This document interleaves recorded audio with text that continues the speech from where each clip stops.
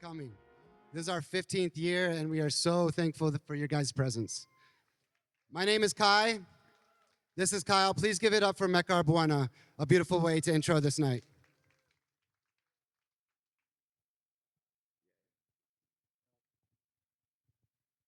Yeah, thanks so much to everyone for coming tonight, and really special night for us, 15th year anniversary. And Kai and I could never have gotten here without our team, the Indosole team, which are scattered about. So, we owe so much to the team as our backbone, which allows Kai and I to, excel in what we do and for the company to keep on moving.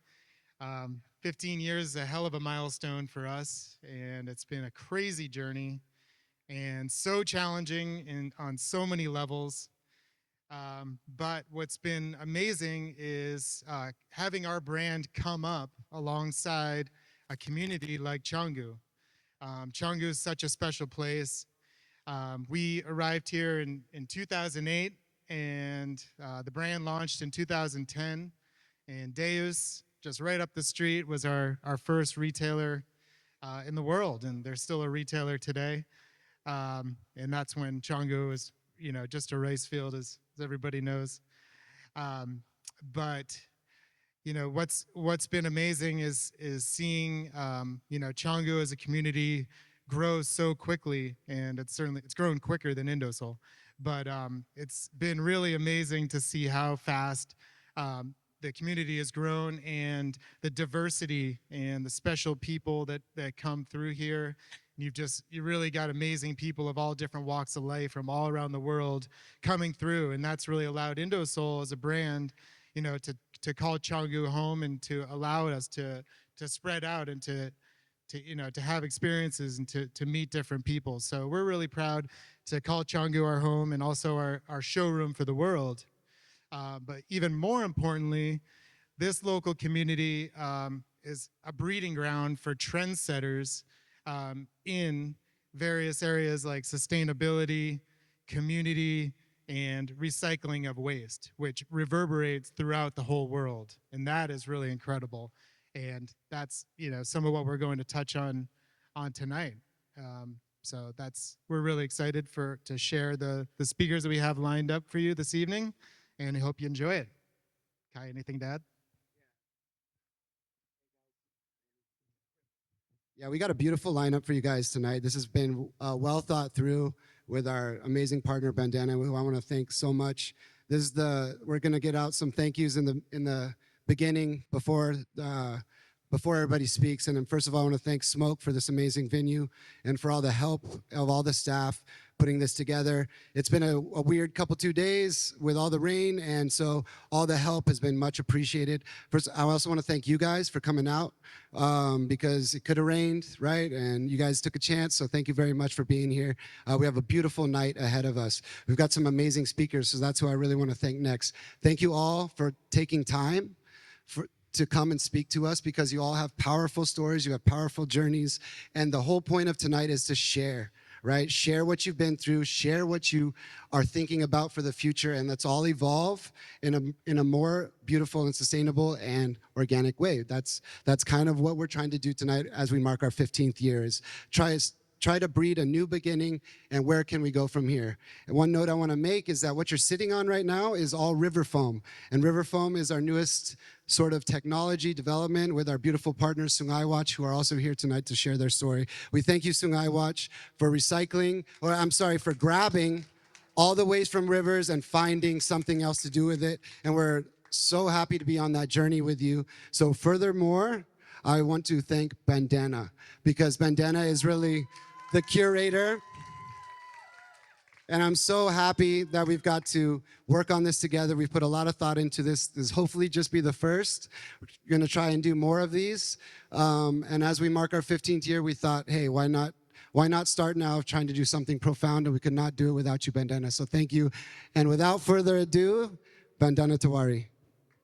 Makasih. Makasih.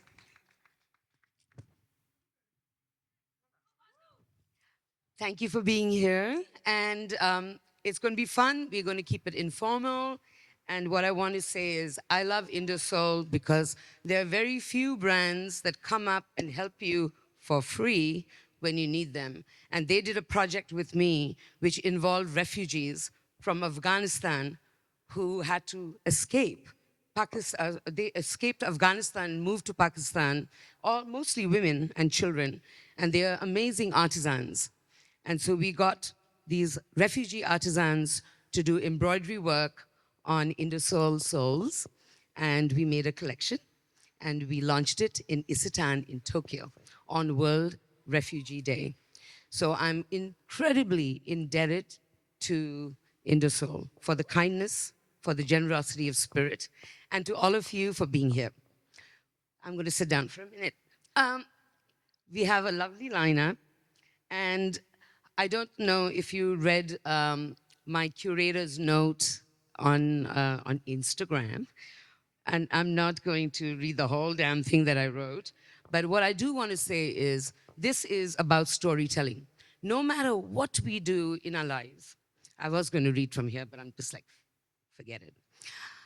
What we are selling, what we are marketing, what we are promoting, the purposes that we have in our lives, they all have incredible stories.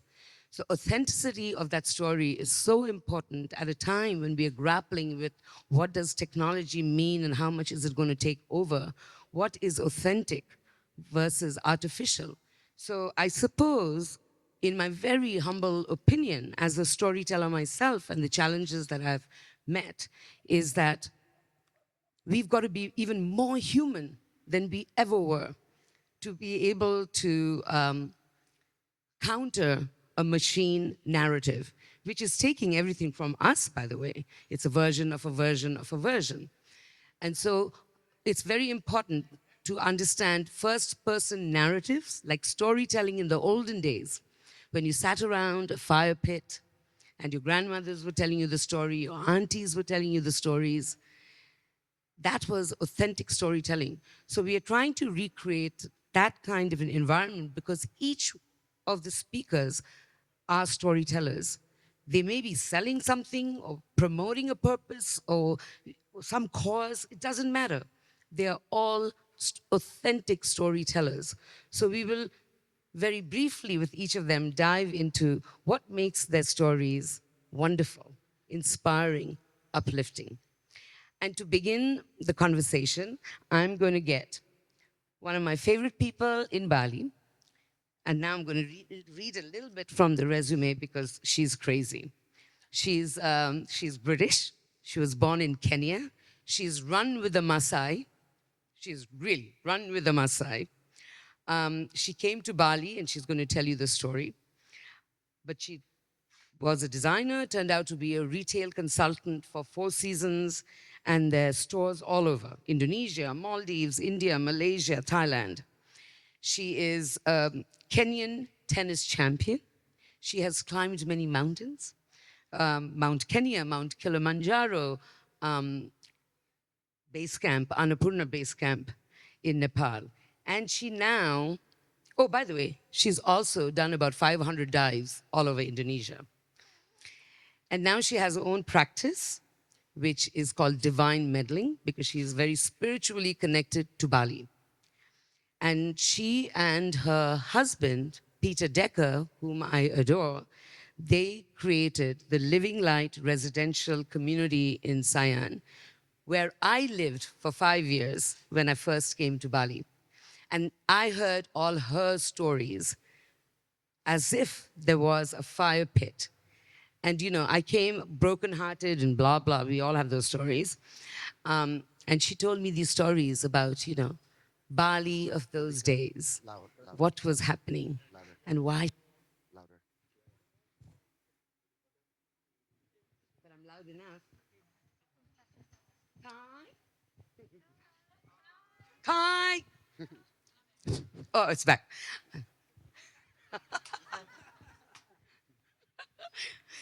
So she reignited my joy of storytelling, to come to a country feeling desperately alone, and to have someone tell you stories about Bali, the Bali that we don't even know anymore.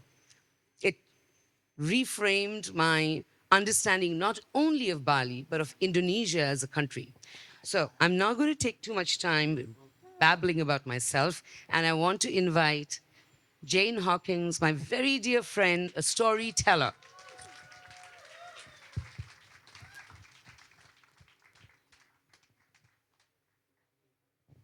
Hope it works. Hello, everybody. Hi, hi. Okay, so Jane, this is a free flow conversation. We have many versions of how we are going to do interviews. And this is, like, as I said, we are recreating like a fire pit, fireside talk. So it's casual. And I want you, because you've told me these stories, and I am always fascinated every time someone says, "What do you know about Bali?" What do you know about Bali and the stories, or Indonesia and the stories? She comes to mind. So you followed an ikat. By the way, she's a Studio 54 chick from New York, okay? And she was in Soho and she sees an ikat. Now I will leave the story to her. Hello, everybody. I'm sorry. I can't see your eyes because the light is so bright here. And in Indonesia, we always like to connect with the eyes. As you all know, it's amazing how we connect through the eyes. But so I was born in Kenya and I moved to New York when I was in my early 20s. And I was in a shop selling my jewelry, which I was designing at that time, living in New York. And I saw a man come by with a piece of fabric over his shoulder. And the taksu, we call that taksu. I mean, many of you will know what taksu is, which is energy. The energy of that fabric was so strong that I was just drawn to it. So I ran after him and tapped him on the shoulder. He probably thought I was coming after him for other reasons apart from fabric, but actually it was fabric. And I sat him down in a cafe and I asked him where it was from, and he told me it was from Bali. And nobody in those days in New York had any idea where Bali was. So 2 weeks later, I went to the travel agent and I got on a plane and I flew to Bali looking for that fabric. And I did indeed find it. And how long have you been here? I've been here for 50 years. 50 years. And as my new friend over here, Uni, the dancer, she said to me, "Oh, you must have been born here. Only a Balinese could be so polite and kind." No, I wasn't born here, but I came very early in my life. So there we are. So- 50 years. So, Jane, again, these are stories I've already heard, and I repeat again and again when I have to say, what's the magic of travel, the joy of adventure? And you are a big example for me personally. So she talks about, and she's going to tell you in person, when there was nothing around Petitenge Temple. Like you had a tiny little shack and you had to walk on the beach and tell everyone the things that you saw. And you got to believe it, guys, because it doesn't get more real than this. So I came to Bali. I landed on a small plane from Jakarta and was met by the Bali boys who were known to pick up girls and take them around. The And Kuta they- cowboys. The Kuta cowboys, of course. You know, we all did that. And so I decided to live in Putitingat, which in Balinese it means magic box, and now has become, you know, everybody knows where Petitingat is now. And everybody said to me, "Are you crazy? Why are you living in Petitingat? Nobody goes to live in Petitingat." So, but I decided to live in Petitingat. And we had no roads, no cars, a motorcycle every now and again, and we used to go home on the beach or through the rice fields on on bicycles. Dayung, Spedamoto Dayung. This was the only way to go. We would walk to Legian to go to party, you know, at least half an hour. And the magic in Putitenga was incredible. I mean, Bali has become so concretized now that it's hard to find the magic anymore. But there is still magic to be found. And I Tell us what you invite saw. Yeah. So one day, I mean, I saw so many magical things in Putitenga, but I'll just tell you one story because there's only time for that. Coming out of the major temple in Putitenga, coming down the steps, we were a group of 5 people, and we all ran down the stairs like as if something was after us. And we got to the bottom, and it felt as if there was a big black bird on our shoulders. And we were all terrified and like, how are we going to, you know, but all of us saw it and all of us felt it. And then across the sky came probably 5 or 6 traditionally priests dressed in Balinese garb, floating through the air across in front of us, giving us all the support to know that this evil black bird wasn't actually going to attack us. So, I mean, there isn't that much anymore of that magic in Bali, unfortunately, but I suggest to you all that be open to it and find it because it's still here. What about the big ball of fire that...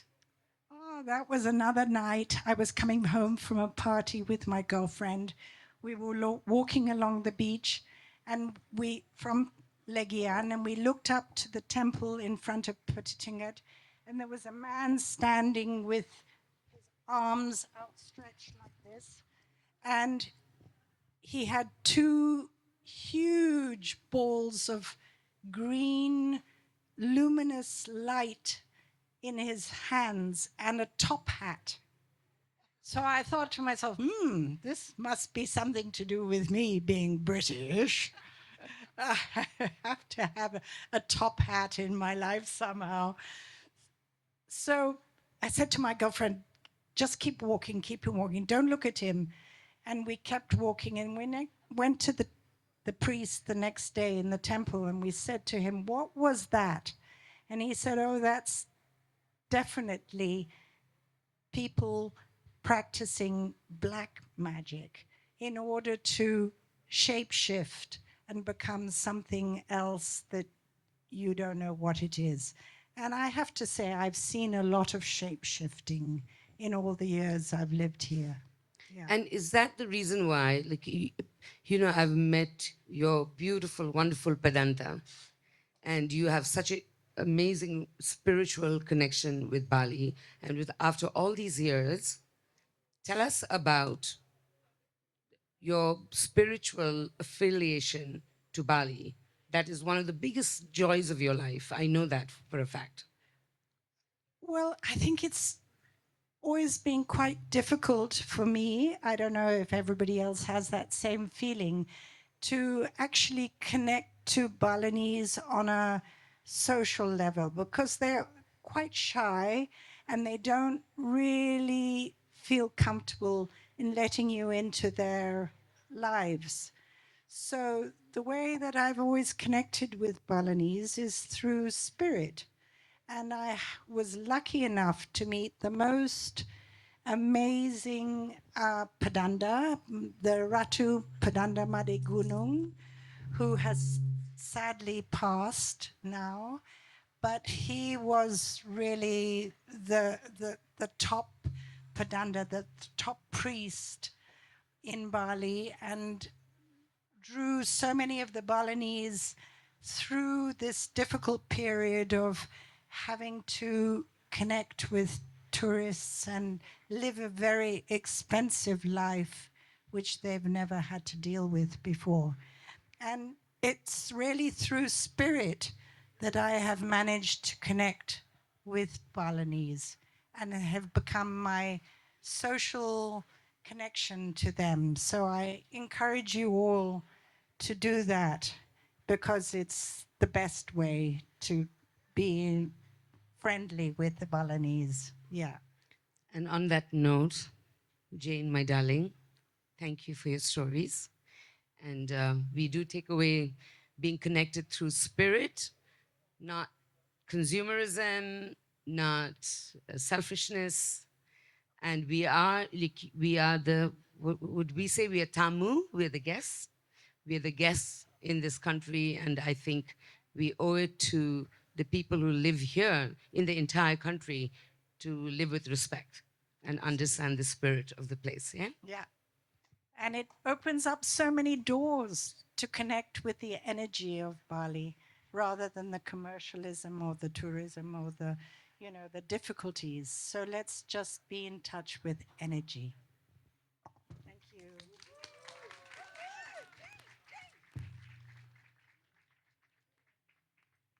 Okay. Now we have whoa, Jesus Christ. Now we have Victor Glasser. Where's Victor? Who is the founder? Hi. Who's the founder of Suket Surfboards. And I went to visit him in his beautiful cafe, and I saw amazing pictures of the surfboards that he makes. And they're all made in Indonesia, a very proud Indonesian brand, super retro and cool. Yeah, I'm not a surfer. I don't have the balls to do it, but I wish in my next life I wish that I would be a surfer. So also Victor, where are you, Victor?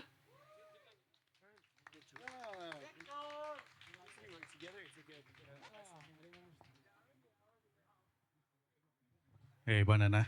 How are you? It's good. How are you? Nice to see you Well, again. I miss the coffee in your Hey, lovely everyone. cafe. Good evening. So Victor, I love, in your Instagram, it's so lovely because it says handmade and heartfelt custom surfboards. Like, I love when you don't look at a product just like a product. It's handmade, it's Indonesian, it's heartfelt. So let's start with, you're from Malang, yeah? Yeah, I'm originally from Java, from Malang. Wonderful, great food. It's So already a long time. It's like live in Bali, maybe around like 20 years already. Yeah. why did you move? Because I got a job offer in Bali from my friend, and like that time I working one of the surshop in Kuta. Yeah. But you also started working with Days, right? Yeah, so I work with this. It's like 2011. Were you a surfer then, or were you Yeah, surfing? yeah. Suffering is like that time, But you and were I learning all the feel techniques. sorry. You were learning. Yeah, so that time is like I'm feel so lucky because I can work at Deus with like meet with the great shaper around the world. So we like working together in that time. So I'm learning a lot. So I got like my good experience for working with Deus. Yeah. I love this story because you, there's so many interconnections and exchanges of skills and culture. So for someone from Indonesia, he worked with Deus, learned the skills, and then starts his Made in Indonesia surf brand, which I think is wonderful. And Thank so, you. yeah, and you learned so much, right? Yeah. So that's why I say like I'm very lucky. I can work with like it's like good brand, like the famous brand in Canggu. So hold on. So how do you Yeah. feel now? Oh, Because now you have a brand that sells in different countries. This is a made in Indonesia surfboard brand that sells in so many different countries: Japan, Thailand, Malaysia, you name it. And tell me how you feel. So I'm very happy and proud with my own project, my own product. So I happy to for like making the board for like everyone. So one like a surfing with like my board. So, this kind of storytelling I love because it's so local. It's the inspiration that comes, the techniques that you learned. Now, I have a question for you because, I was in Sri Lanka. I mean, you're in surfing, right? So it's a sport. Lots of kids want to do it, all of that. So when I was in Sri Lanka, there's a beautiful resort called Suneva Fushi. And the general manager of Suneva Fushi said, and by the way, that hotel is all about sustainable practices and what have you. And he said, the way we make the children in the island look after the ocean is by teaching them how to be amazing divers. So when they become divers, they're already going into the sea and enjoying the bounty of the sea, the beauty of the sea. And so when they go there and they come out and they see how men and women are polluting it or degrading the environment, they won't stand for it. And so it's a kind of an education. So you're a surfer, you build amazing surfboards. Do you think you will do something with children and sports education and aquatic education so that it's not just about learning a sport, it's like respecting the ocean that you're going to swim in, surf in. Would you do that? Yeah. So like me like supporting like a local kid also here or no, like also like make a board for them for like get surfing. So make them happy for like surf with my board. Yeah, I mean, because I think it's one thing to do a job, it's one thing to make money, but personally, Just if not about the money. yeah, if that you have to have a purpose, right? And I think that's what makes fuels it, and that's what gets everything so exciting. So last question. So what's next for your beautiful brand? So next project I will make like some surf trip. Also it's like a make board for like everyone wanna to surf and make like a lot of board for my customer for sure. And yeah, it's better life for me for like everyone. Also, you want to do lots of collaborations. I Yeah, know you're so doing a we will collaboration with like Danny. have like the collaboration soon with like my friend Danny. So I make a board for him, and then he surf with my board, and then we just like maybe make like a surf trip and like filming, and we just like posting on Instagram, something like that. Thank you so much. We love purpose in creativity, and you are a champion Thank of a you. wonderful made in All is Indonesia champion, brand. not just me, just all is champion. Thank you. You.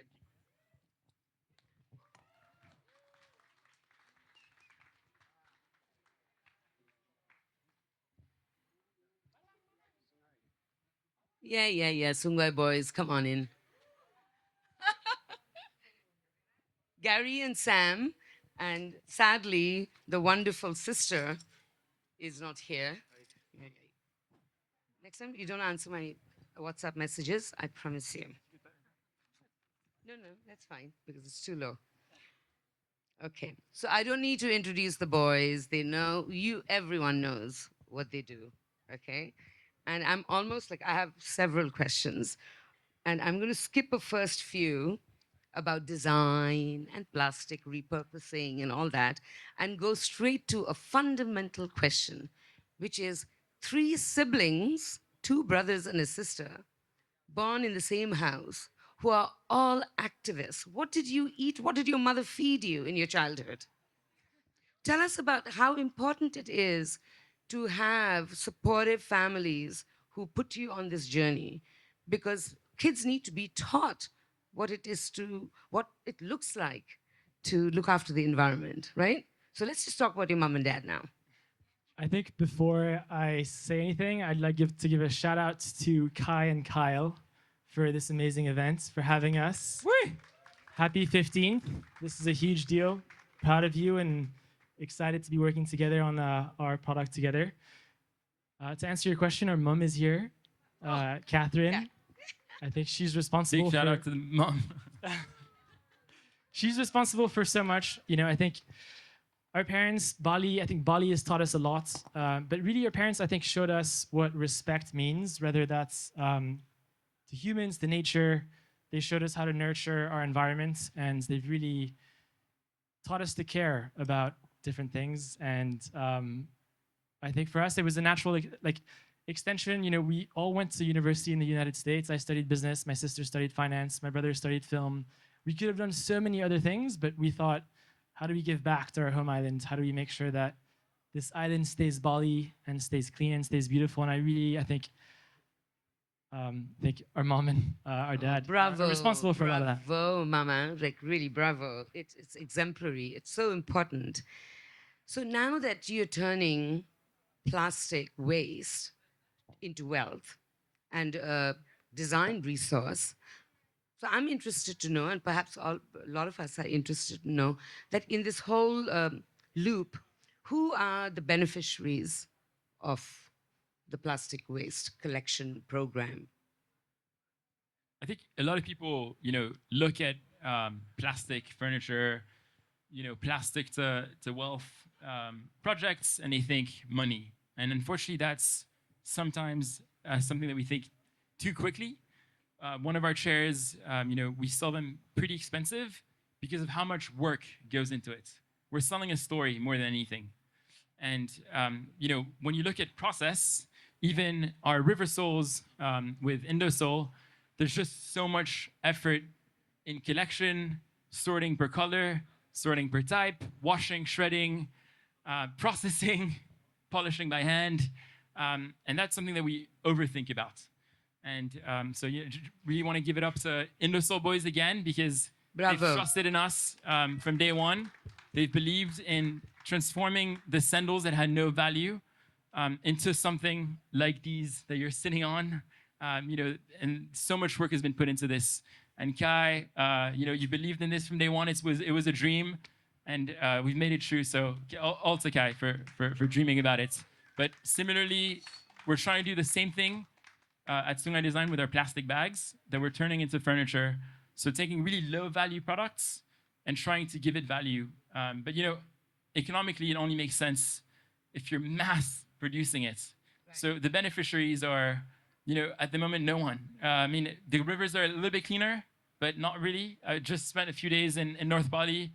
If you were to put a line in Ubud, literally like a line across Bali, 70% of Bali has no waste management. All of North Bali, there's no waste management. Every village dumps to the rivers.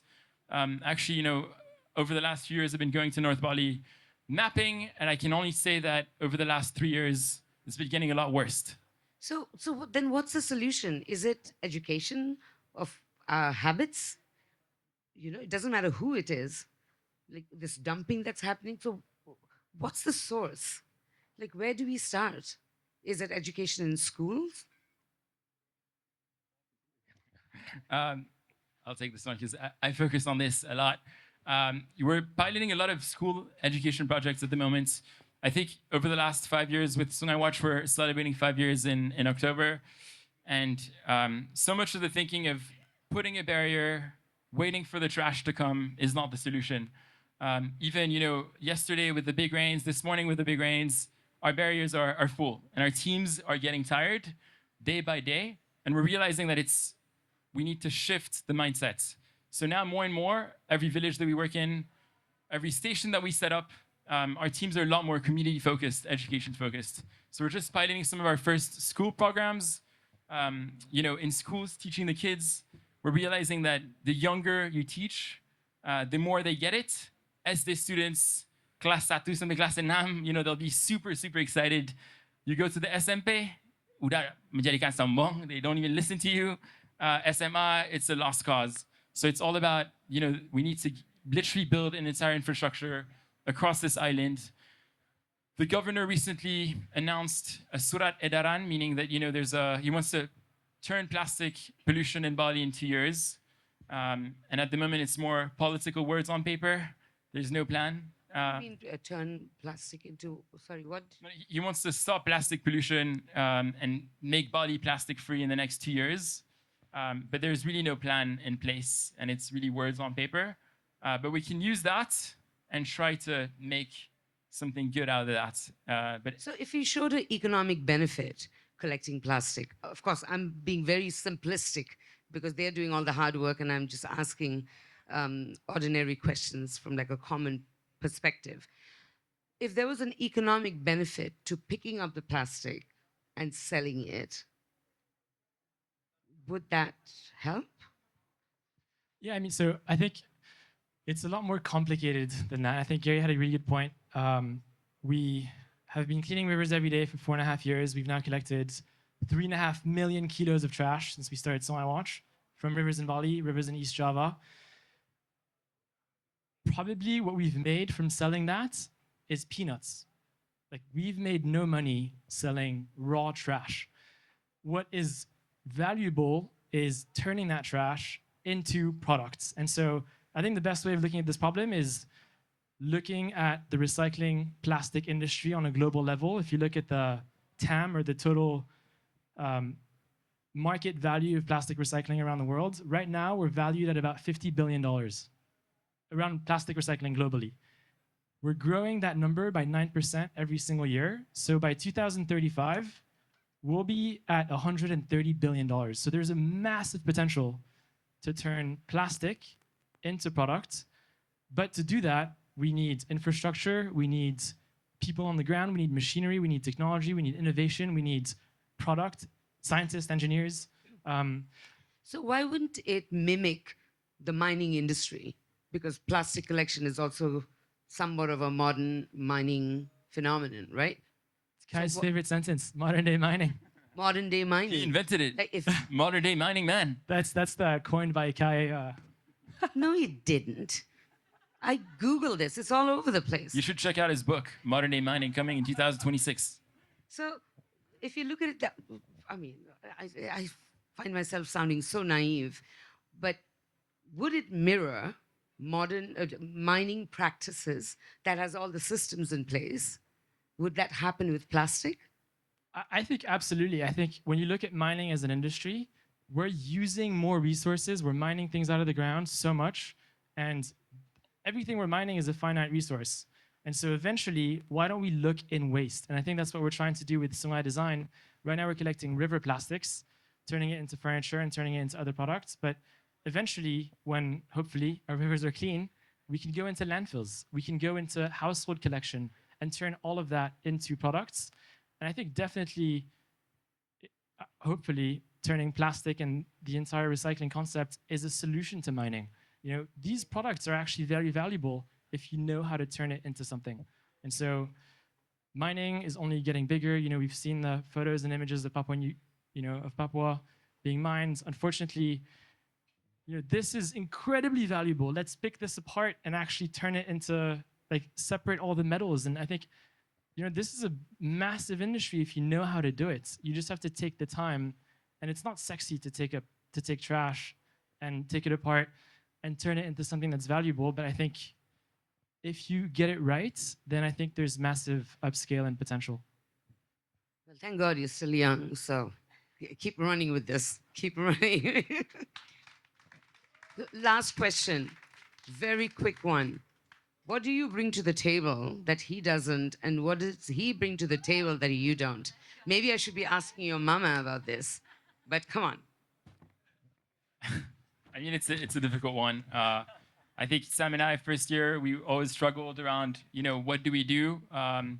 Very quickly, as brothers, you know, we like to do the same things, running the operation. But I think very quickly we realized that he's more handsome, so he's a great marketer. And I get to focus on the rivers and jump in. But yeah, I mean, what do you think? I think Kelly Gary's is more handsome, actually, don't you think? no, Kelly is really like our structure. Sam and I love to dream. Kelly, the female. Kelly is the big boss. She is, yeah. So Kelly's not here. She's our sister. We run Sungai Watch and Sungai Design with Kelly. She brings the harmony and the structure, I think, into the operation. And so, yeah, I think none of this would be possible without her. So I wish she was sitting over there. But Well, I'll tell you what. Hey, thank you, Kat, for setting the mama chair. is there, and bravo What incredible children you've raised. You're grown-ups now, but incredible. So it's you. You're the source. Thank you. Thank you, Thank you. Bandana.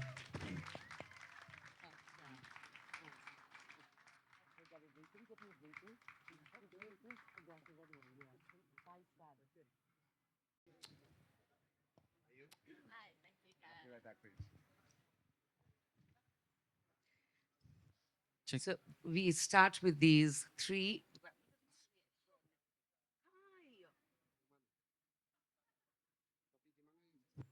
Okay, it's back. Yeah, I know. Sorry, I'm a bit of a nuisance. We have Ayu, a beautiful Ayu.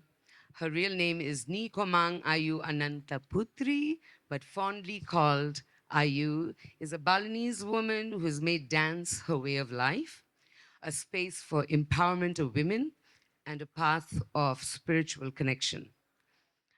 I mean, you are educated in the Institute of Arts in Denpasar, and you love tradition. You love the dance traditions that combine human beings with nature, Yeah. right? Yes. And I love that so much because the dance can tell you a sustainable story because the human connection with nature. So let's go straight to that, okay? So dance is a powerful mode of storytelling, Yeah. right? And you know that more than anyone else. And not to talk about the preservation of culture. In the Balinese dance that you do, how important is storytelling? And how do the stories come? Do they come from mythologies? How deep do you dive in to get the stories that you perform? Okay. Hello, everyone. My name is Ayu. Okay, thank you so much for the opportunity. Okay, I start my dance when I'm 4 years old. So kids, little Ayu dancing, and my parents is very support me. And yeah, the roots is Bali is a Balinese dance traditional, especially. And I start 4 years when my mom like turn on the music of Balinese. I always like dancing, but nobody's watch because if anybody watch, maybe I would like to stop my dance. That's the first support I have from my mama and dad.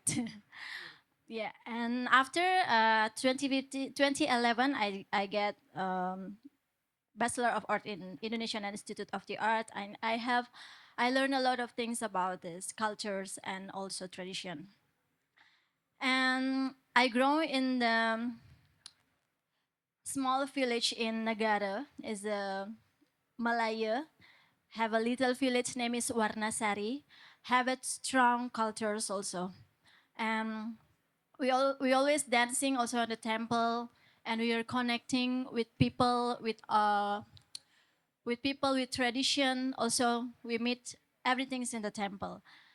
And when I have Rainan, this is like a Balinese traditional ceremony. Every 6 months, I always celebrate temple per temple in my village, and always like connection with the traditions.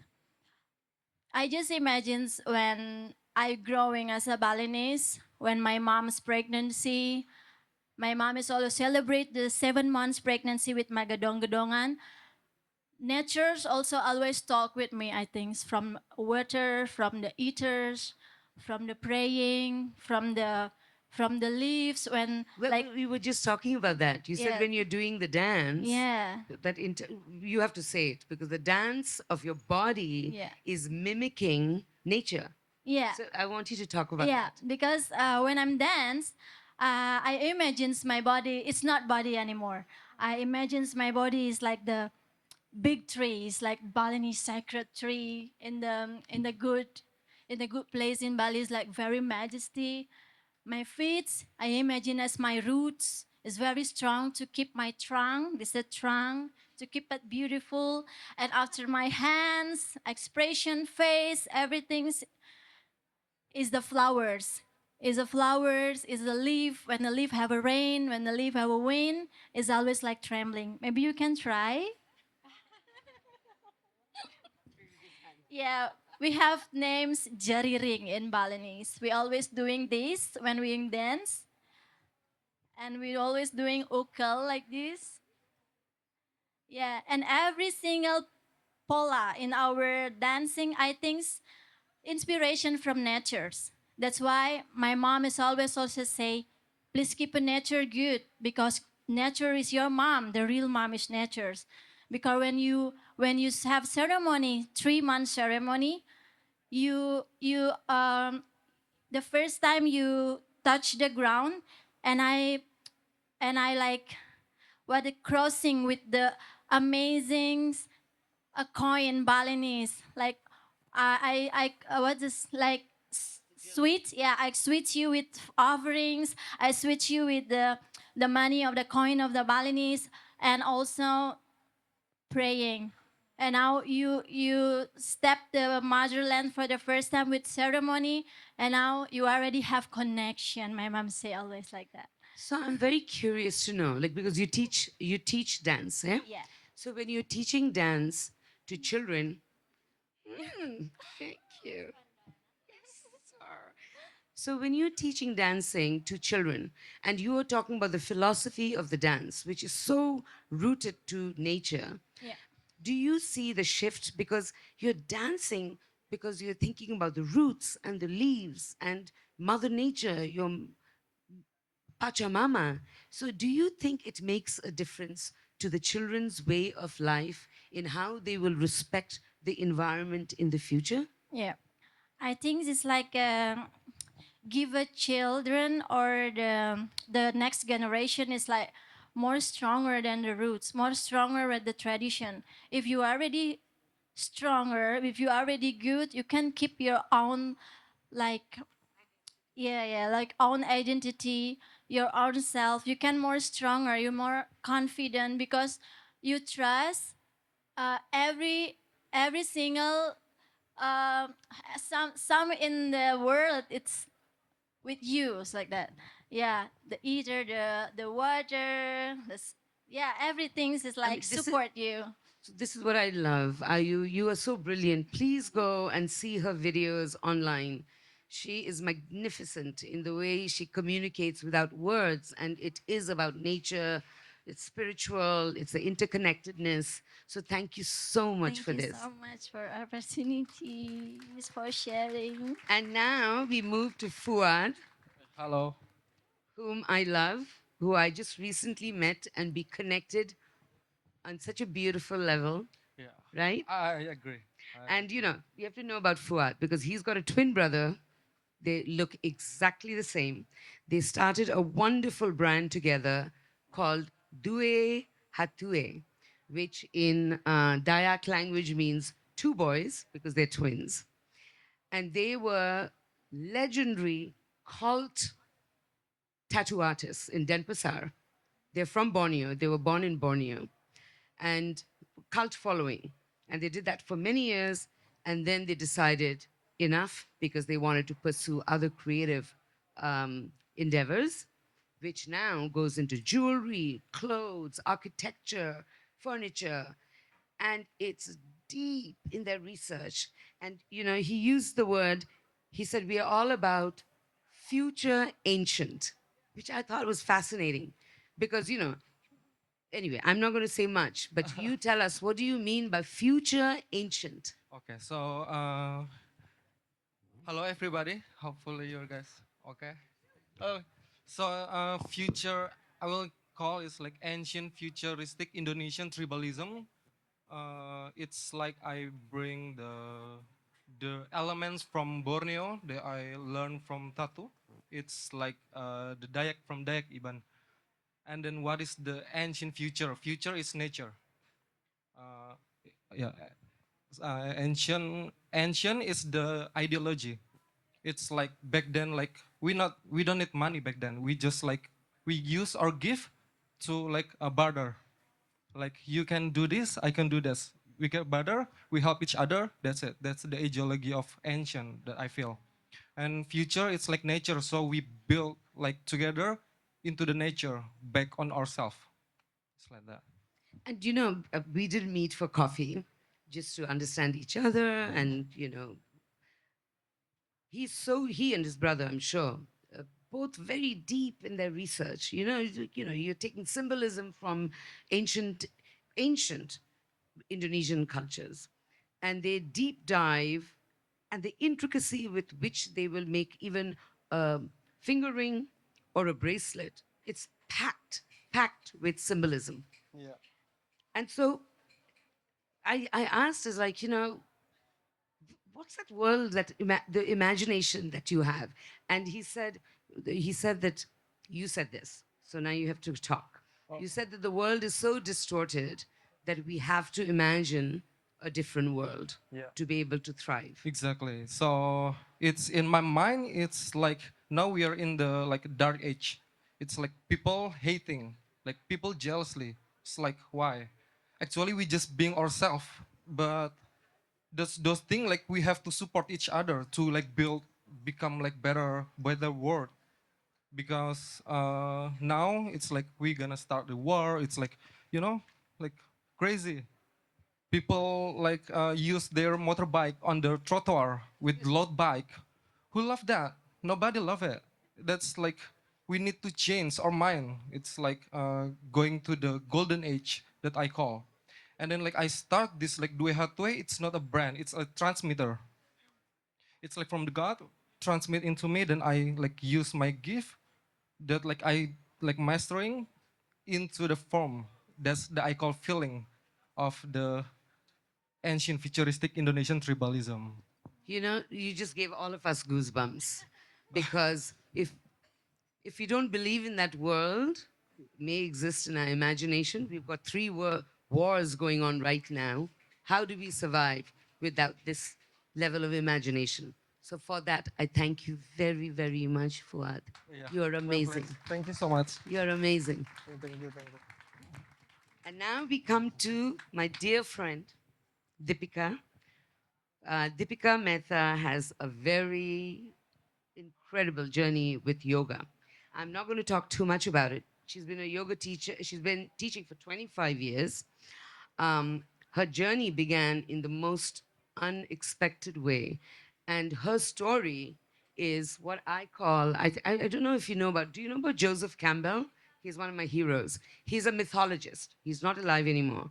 But he studied every story in every culture, in every part of Mother Earth, and said whether it was whether it was Lord of the Rings, or it's, you name any of it, Star Trek, Star Wars, to classics or whatever, there is a hero's journey. There is always a common story. The hero's journey is basically you're living in a state of homeostasis, which everything is hunky dory and you're fine, and suddenly there's a challenge that comes your way. The challenge could be really catastrophic. You've lost a loved one, or you broke your leg, or it could be a realization. And that shifts and takes you into what's called the hero's journey, which makes you change your old patterns and transform into something else, something more purposeful. And then you return to your community with a bigger story that is not just about yourself, but about others. So that hero's journey is common in almost every story and mythology that we hear through generations. So I'm going to ask Deepika to tell us her hero's journey after I tell you this, because I have to read this out. She is a dedicated student of Ashtanga tradition for over 2 decades. That is a form of yoga, studying under the legendary Sri K. Pattabhi Joyce and his grandson, who are exemplary. And she is authorized teacher from their institute and remains rooted in the authenticity and depth.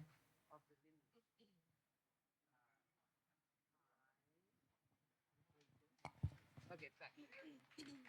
So, thank you, sweetheart. So, do you want to hear about that hero's journey where everything was normal and something came crashing down, and then you had to reinvent yourself and become this extraordinary yoga teacher? Hi, Bandana. Hi, everybody. I'm a little nervous because it's a pretty cool looking crowd, and I normally never step out. I'm always in my house. I have my little bubbles, so I'm a little bit um, intimidated, but I'm going to share my authentic story. So I was 21 and I was into, dance, rock climbing, all of the usual stuff, but living a very normal life, just wanting to party, have boyfriends, all of that normal stuff. And then I had an accident. I fell from 40 feet. I broke, while rock climbing, I broke the entire left side of my body. And I was told I'm never going to walk, or I might not walk at least for a very, very long time. And this was 25 years back, so there was not much, and this is in India, there was not much physiotherapy and a lot of the stuff that is available now.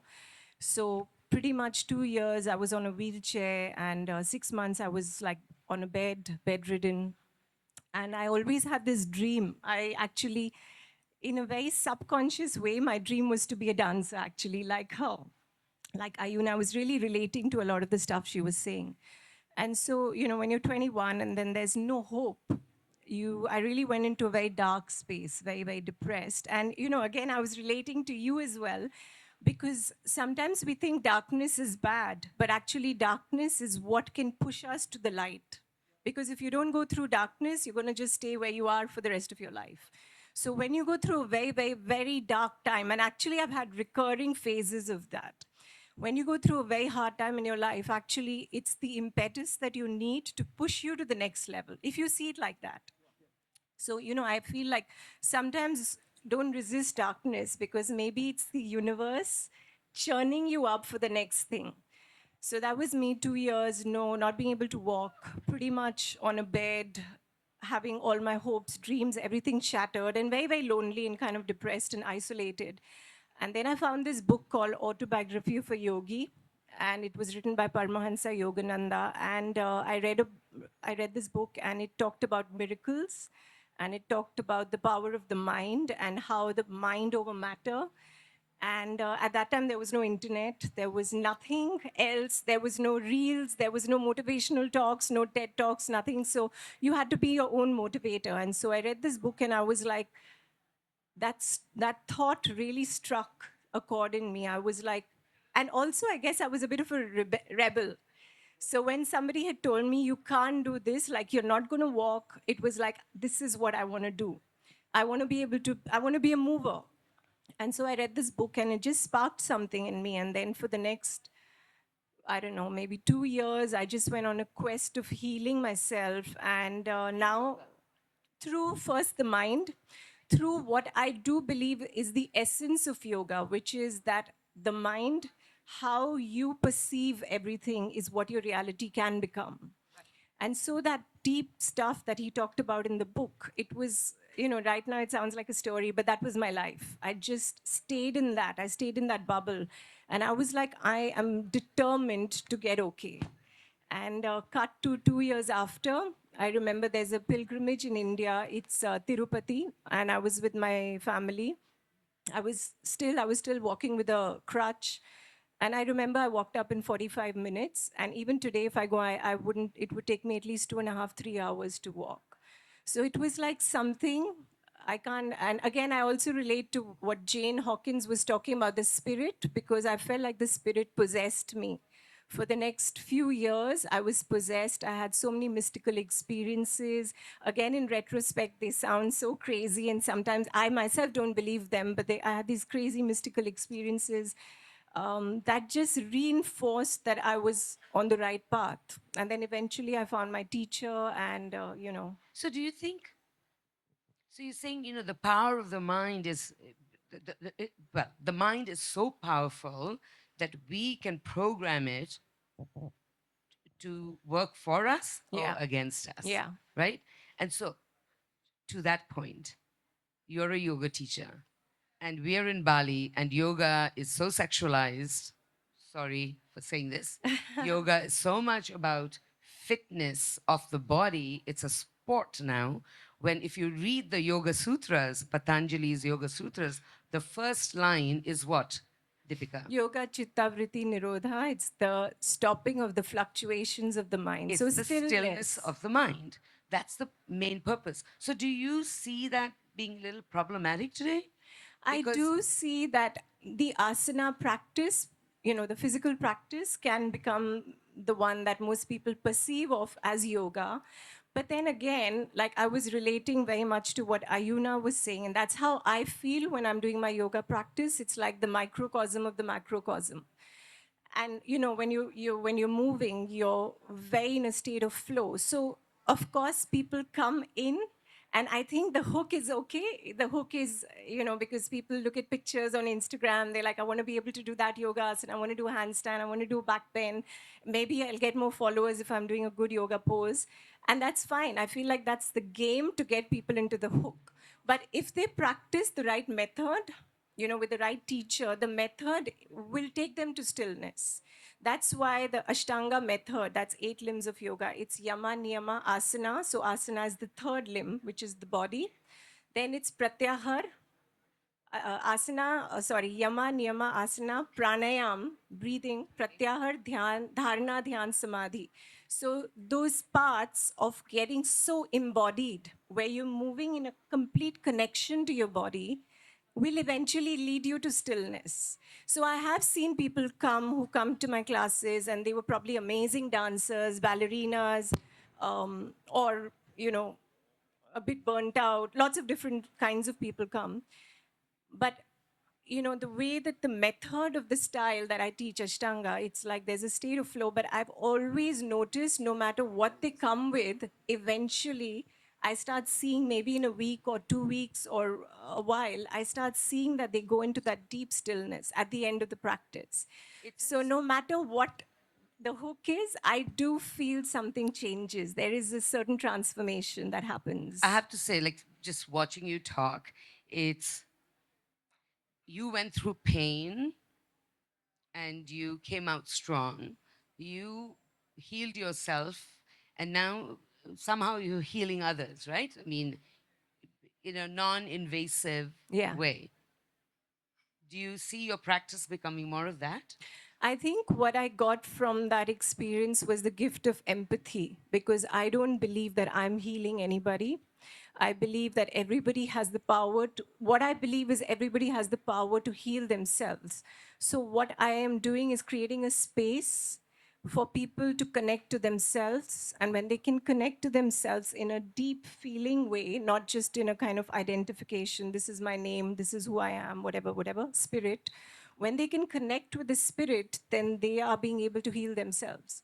So what I feel like I have the gift is deep empathy, because I have been through pain. I still am going through a lot of challenges in my life. And pain is, it's the biggest medicine. And it's that portal that can take you to the next space. So I can see pain, I can empathize with it, and I can give them the technique, which is the yoga method, the asana method. And I feel the healing comes from themselves. I couldn't have put a better panel with 3 people who are on the same wavelength of healing through creativity, through dance, through yoga. Imagination Thank to you. form. Imagination to form. Oh my gosh, I could go on and on, but thank you so much. Thank you. Thank you. Thank you, Bandana. Hold on. This is Sunny, the crazy Sunny. Okay. Sunny is a hip hop, R&B, and soul artist from Southeast San Diego. At a very young age, he found solace in music and began writing lyrics as a 17-year-old. After honing his craft in LA, Sunny now shares his journey through his music. Raw, honest lyricism that is Sunny's. Not to forget that you're an amazing artist, because I have a work of your work in my home that I absolutely love. So thank you for inspiring with us all with your music. I've known your music and your art, and welcome. And do what you gotta do. Thank you, thank you. Can everybody hear me? Yeah. My name is Sunny. I go by Sunny Dillinger. As always, I like to give thanks to life for being able to be here, use my voice to say that first and foremost. I want to give thanks to Indosole for having me and giving me the opportunity to share a gift that was given. And I just have a couple songs, and I'm honored to share them with y'all, so thank you.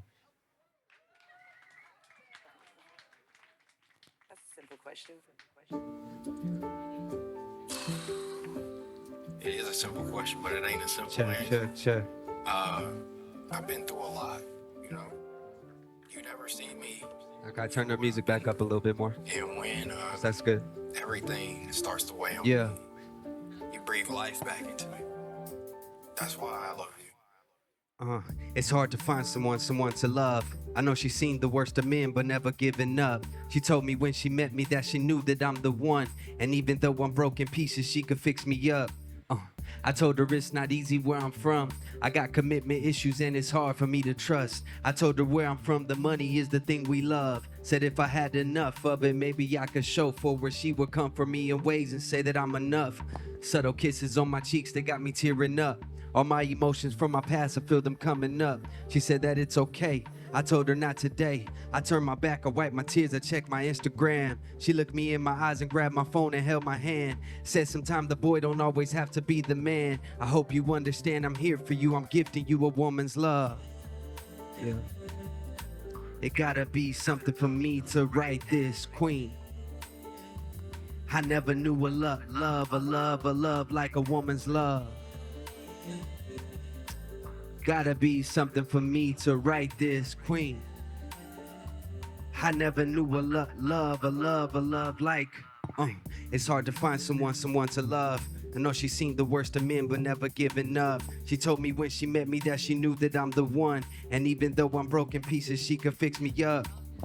I told her it's not easy where I'm from. I got commitment issues and it's hard for me to trust. I told her where I'm from, the money is the thing we love. Said if I had enough of it, maybe I could show forward. She would comfort me in ways and say that I'm enough. Subtle kisses on my cheeks that got me tearing up. All my emotions from my past, I feel them coming up. She said that it's okay. I told her not today. I turned my back, I wiped my tears, I checked my Instagram. She looked me in my eyes and grabbed my phone and held my hand. Said sometimes the boy don't always have to be the man. I hope you understand I'm here for you, I'm gifting you a woman's love. Gotta be something for me to write this, queen. I never knew a love like a woman's love. Gotta be something for me to write this, queen. I never knew a love like a woman's love.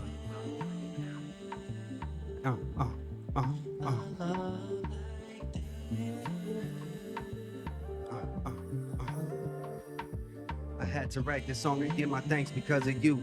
I had to write my song and give my thanks because of you. Yeah. I never knew a love like a woman's love. Thank you.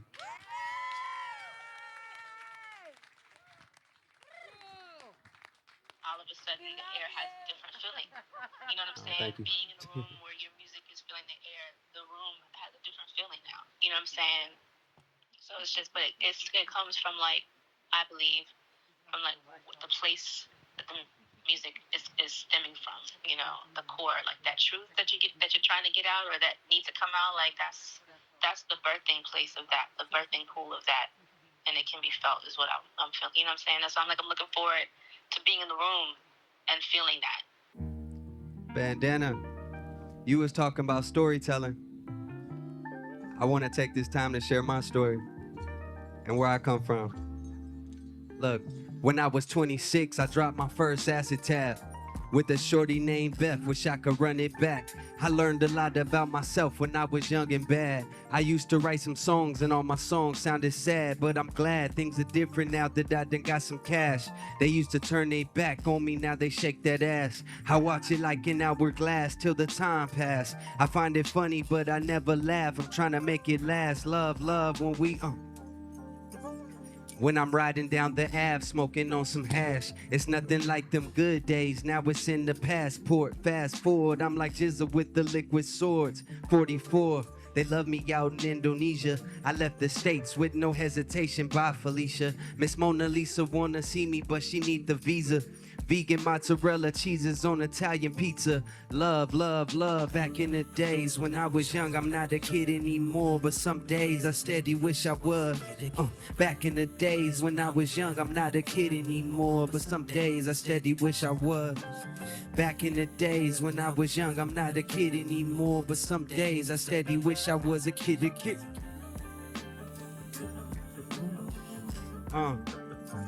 When I was 17, she packed my bags and kicked me out. I had a scholarship for college, went a different route. A lot of struggles that I never get to talk about.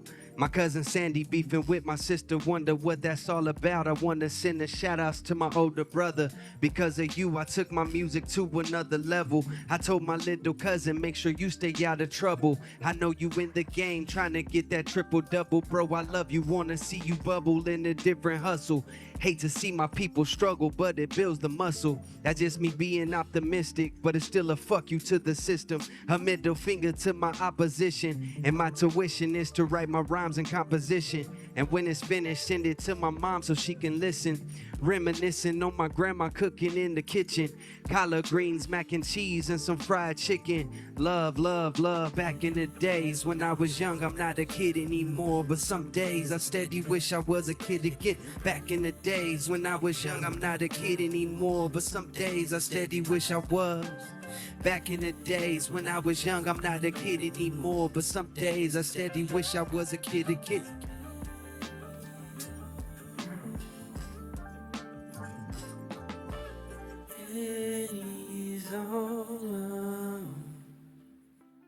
Love, love, love. Thank y'all so much. Oh my God, Sonny, marry me.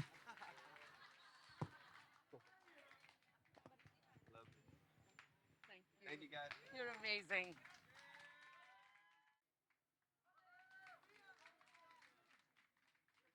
Wow, bright lights.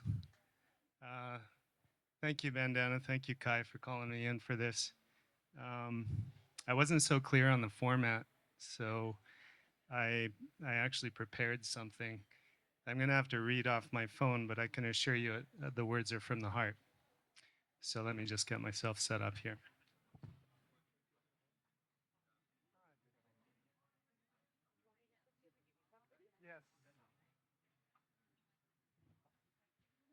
So something quite special happened recently.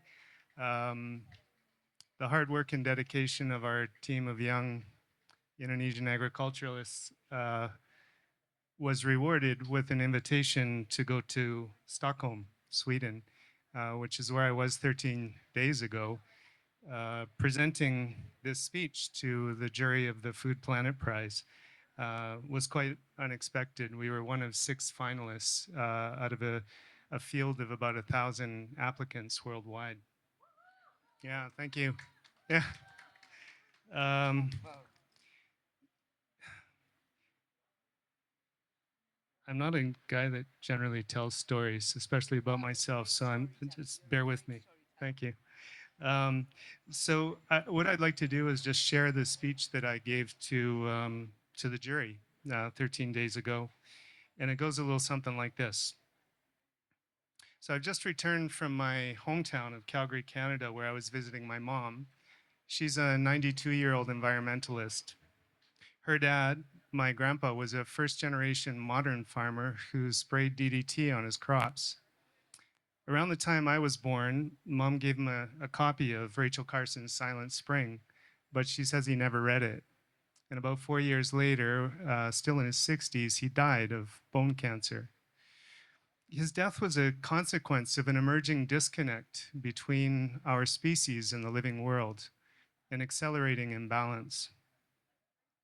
And so, a half century later, I'd find myself living in Bali and contemplating this downward spiral, while in the mud with rice farmers there. I've been listening to their stories now for about a decade, and this is what I hear them say. Chemicals are killing everything. Our food culture is being eroded. And our youth, well, they're nowhere to be found. We've lost our faith in the land to sustain them. with good livelihoods. What I hear them say is that rice farming as we know it has reached the end of its line. So it's an utter miracle to me that these past few years of listening intently and caring deeply would lead me here today before you all. And I'd like to thank you for seeing the potential in Astunkarawe and for casting your votes to bring us to this point today. And I hope that you've understood by now that the very essence of our work is really around healing broken relationships on our wounded planet, between farmers and their ancestral knowledge, youth and their land, and between we humans and the food that we eat. So while our approach is absolutely driven by data and backed by science, it is at its core holistic and inclusive. Selecting Astunkarawe for this year's prize will not be an investment in yet another technological innovation. What it will be is a vote to enrich life in soil and to enrich the lives of countless smallholder farmers and their communities.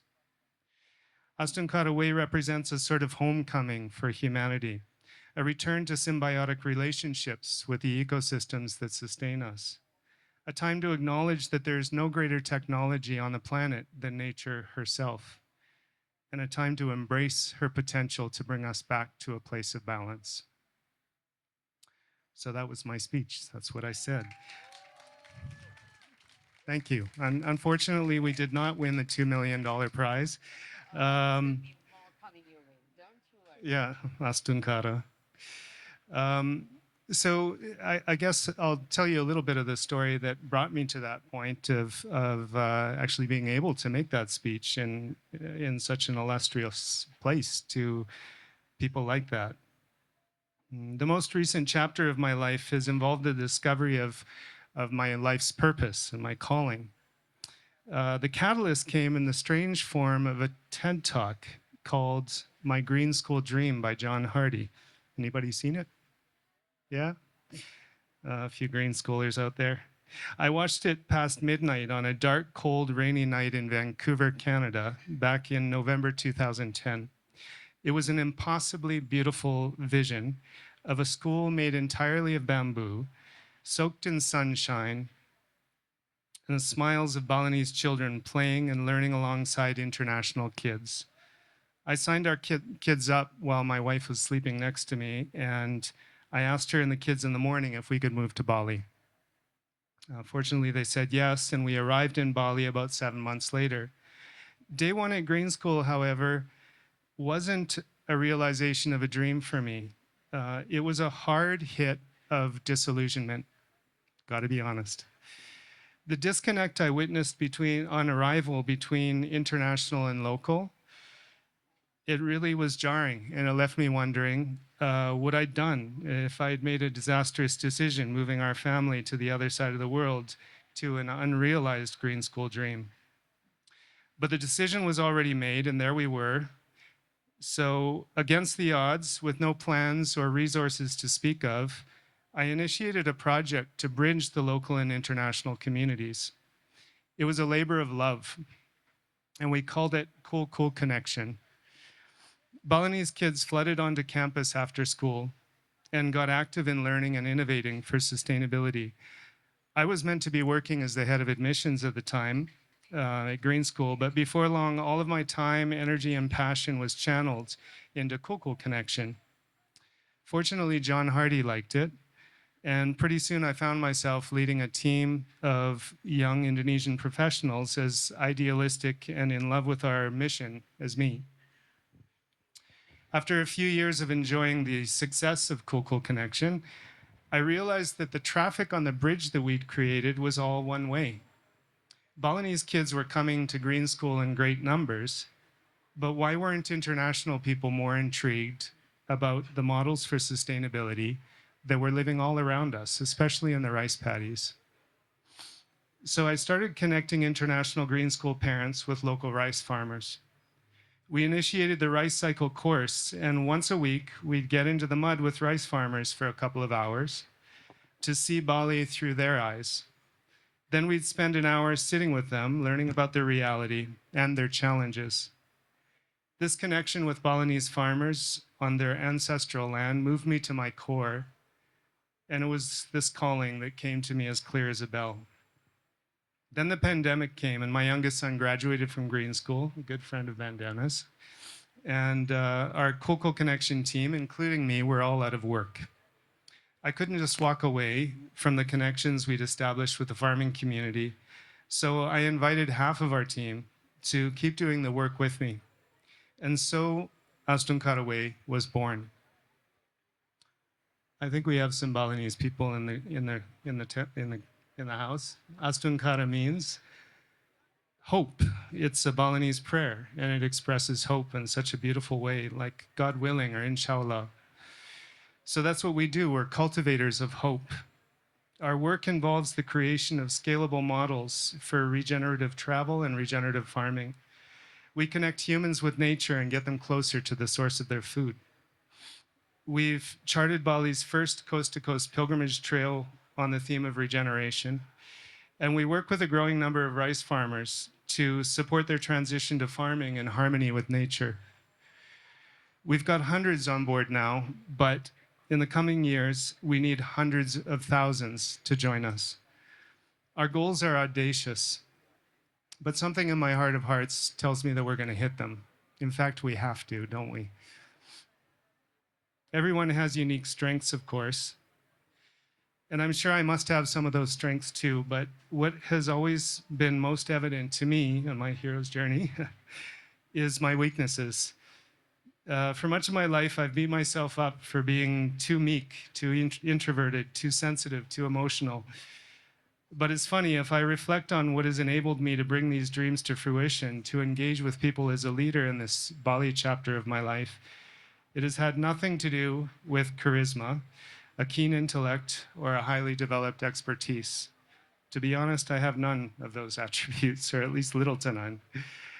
I'm beginning to realize that it's actually been my perceived weaknesses that have enabled me to bring my idealistic dreams to fruition here. And at the ripe age of 56, almost 57, I'm learning to be more comfortable in my own skin and more conscious of the depth of potential I possess to bring love into the world through the work I do. Indeed, this is not a business as usual moment in the history of our species. It's an all hands on deck moment, isn't it? Maybe it's time we each embrace our capacity to care fully and channel our gratitude and love for this planet into action en masse. Let's walk this Astungara way together. Thanks for hearing my voice.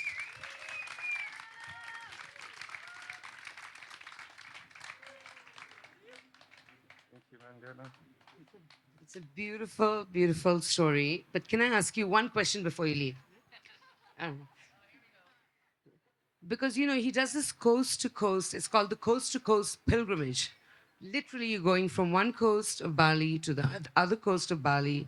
You're stopping along the way. You're literally witnessing the agricultural ecology, the cultural ecology as you're walking past. Because you've taken so many people on this pilgrimage, what do you see? Do you see people turning around with a sense of emotional attachment to the land because they've done that pilgrimage? Or do they just treat it as another sort of a touristic experience? No, I mean, it's not. It's a truly unique experience. And I mean, the word transformational has become cliche, but I think when we reflect, I mean, a lot of you, I'm sure, have lived in Bali for a long time, and we've had a lot of people join us who have been in Bali, living in Bali for even decades, and have walked with us and said, my God, I've never actually been with Balinese people in their place. So to see their reality and the world through their lens, and to be inspired by simple ways of living close to nature and the source of our food. This is something we all need now. So, you know, just to end this off, it's like when we say walk the talk, you can literally join the walk that he does, the pilgrimage that's from coast to coast, and experiencing the agrarian culture that has everything, the storytelling, the myths, the symbolism, worship of nature, the reliance on nature. I mean, I can go on and on, stop me. So basically, my point is we should all do that coast to coast pilgrimage that he orchestrates, right? Our team orchestrates. I'm just in the background. Astunkara. Thank you. Thank you so much, Bandana.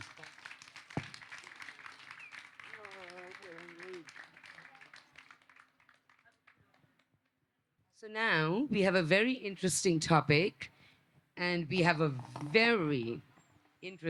two very interesting people, one grumpier than the other. Okay, so we have, not you, Rio Helmi is a grumpy man, one of the most phenomenal photographers and champions of culture. And come on, you'd be nice. Just be nice to me, Rio. You're one of the first people I met when I came to Bali. Be I'm nice. not even going to say good evening. And where's our beautiful Flora? Come on. You sit here. Flora, come in there. Hi. Nice to meet you. We're going to start with the lovely lady first. So, Please, yeah, I'll just listen. Because you're grumpy, you are going to be second. Okay, so we have the wonderful Flora. Soul sister. So Flora Christian, okay, she is an oceanic fireball, as we all know. Okay? In 2016, she could hardly swim, and surfing was only a dream. So she decided to go on her hero's journey. At that time, she was 23 years old. She left her city of Jakarta. She's from Sumatra, by the way. She's a Sumatra goddess. And she left her job in human resources that paid her lots of money, lots of security, took off for 2 years to travel around Asia and land in Bali to make that hero's journey change. I mean, not many people can do that. So she is from Sumatra. She is now a professional surfer, the first Indonesian longboard surfer to compete internationally. She is also making an amazing documentary. And with that, we go straight into storytelling. She's making a film. That's storytelling. So tell us, let's go to the storytelling. Why? Okay, hi everyone. My name is Flora Christine, and I'm a professional longboard surfer. And first of all, I would like to say congratulations, Indosole. And back in the beginning of my surfing journey, Indosole has always been part of my journey. And for my first international competition in Japan, Indosole actually helped chip in some money to fly this girl to Japan to start her hero journey, you know? So after almost a decade of being in the industry, I finally realized it's the time for me to make a move. As with time, I finally find my purpose in this industry, not just to be that girl on the billboard, you know. What is the purpose? And the more I dig in deeper into this career and traveling around the world, traveling around Indonesia, the more I realize that my woman, Indonesian woman, needs help. Not all of these Indonesian women surfer are very fortunate to have the opportunity that I get to experience. I am very fortunate to have the education background. I'm very fortunate to have the experience that I experienced in Jakarta, working in this big international company. I know how to work the industry. But my women, all other Indonesian surfer girls all around Indonesia, some of you might never heard of their name, even though you're in the surfing industry.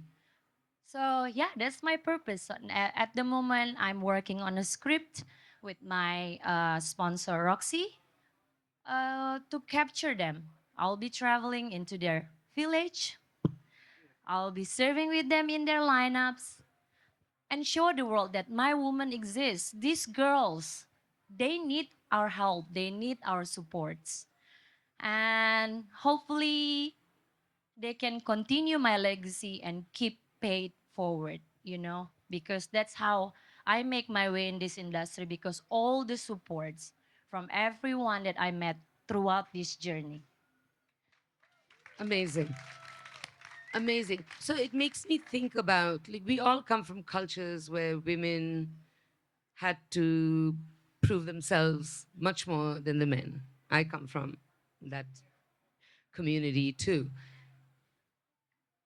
So how, like, I find it fascinating because how is it that it's women who usually take up this, the motivation is much more with women to look out for women. Do you feel that there are men who would do the same? Not even just for women, would they do that for even the men folk?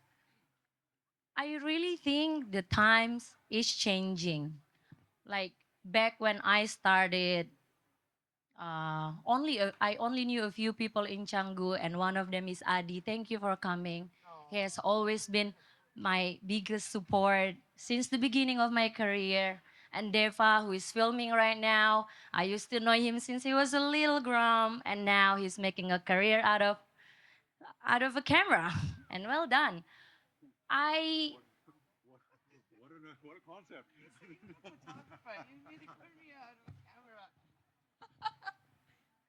so the more I come to, like, the further I go with my surfing journey, I see more men actually make effort. When I started surfing, no one would call me into waves. But then, with the power that I have, I show the men in the surf, we also exist in this water. You should include us too. Like when I serve in Lombok, when I serve in Sumba, all around Indonesia, people will look me down. Oh, you're a woman. You're not supposed to be out here. And I confronted them. Look, if you're pushing your blonde woman into the waves, me too. I deserve a place out here. So does my other woman. Bravo, bravo. Like, I have a question. So, was that mainly Indonesian men or Western men? all men. By all means. Shame on us. Shame on us. But I must say, it is slowly changing now. Like, the more women out there in the lineup, the more we speak up, we get some sort of like a higher equality in the water. Especially when I'm around, my girls will get their waves, will get their share, because you know what? Everyone is the same out there in the water. We are all the same. We are out there in that moment to just catch that one wave. Oh, thank you so much. And that's why the documentary, when it comes out, we will be the biggest supporters, because this is exactly what she's challenging, the status quo, and she being the spokesperson for young women across Indonesia to go into the water with confidence and take that step, because that is about building an inner power, an inner independence that's irrespective of the male paradigm, of the father figure, and all the things that we've been so indoctrinated. And I know that for a fact. Am I correct? Correct. But again, I must say it is slowly changing, and we should celebrate the change. I agree. And we will celebrate the documentary when it comes out. What's Thank it you, called? Bandana. Do you have a working title? Do you have a title for the documentary? Still don't find out the name. I'm gonna come out with something super Indonesian just to show my woman. So yeah, stay tuned. So now, I have the most difficult person. Rio is a grump, and he was one of the first people I met when I came to Bali, because There was That's some. why I became grumpy. I don't know what it. You know, Sophie, you're going to be sitting here soon. Watch out. Um, so Rio is one of the most incredible erudite cynics that you can imagine. He has seen too much, and I love the story that I heard about him when I came to Bali, which is here's this photographer who wakes up early in the morning and sits on his bike, and he's got a fancy bike, by the way. It's a BMW parked outside. And he would just drive out and take photographs. He just wanted to do it. That was the story I heard about you. And I was like, I still do that. so we have a very complex topic to talk about. And please chip in because God knows how long this is going to be. So I didn't even make questions. I just sent him notes. I said, let's try and discuss things because he's an amazing photographer who believes in, he has a, what I call an analog state of mind. I mean, he can use digital, but he has an analog state of mind. And so my first point of discussion with you is about authenticity and artificiality.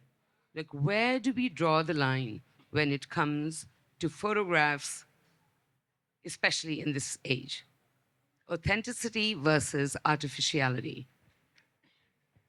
Are you going to name the demon here, or are you just going to leave it? The AI photos, and then Okay. there's Well, you. first of all, I'd like to an interesting thing. A good friend of mine, who I've known since she was a baby, Mila Schweiko, she said to me, you know, AI is a misnomer.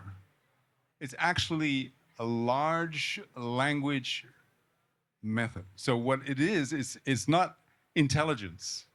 It's something that is being trained and accumulated. It's accumulated knowledge.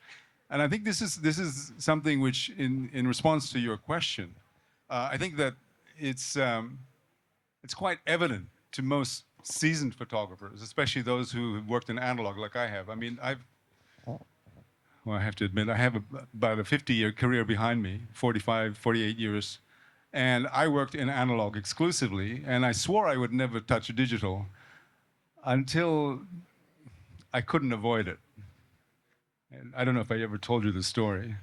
You never, because then. Okay, so I actually am a disciple of His Holiness the Dalai Lama, and I actually often have audiences with him once a year. And he's a monk for a long time. No, You told me that. no, I never. You told me that. No, you haven't made it up. But so one year, this was up in Ladakh in Kegompa, very high up.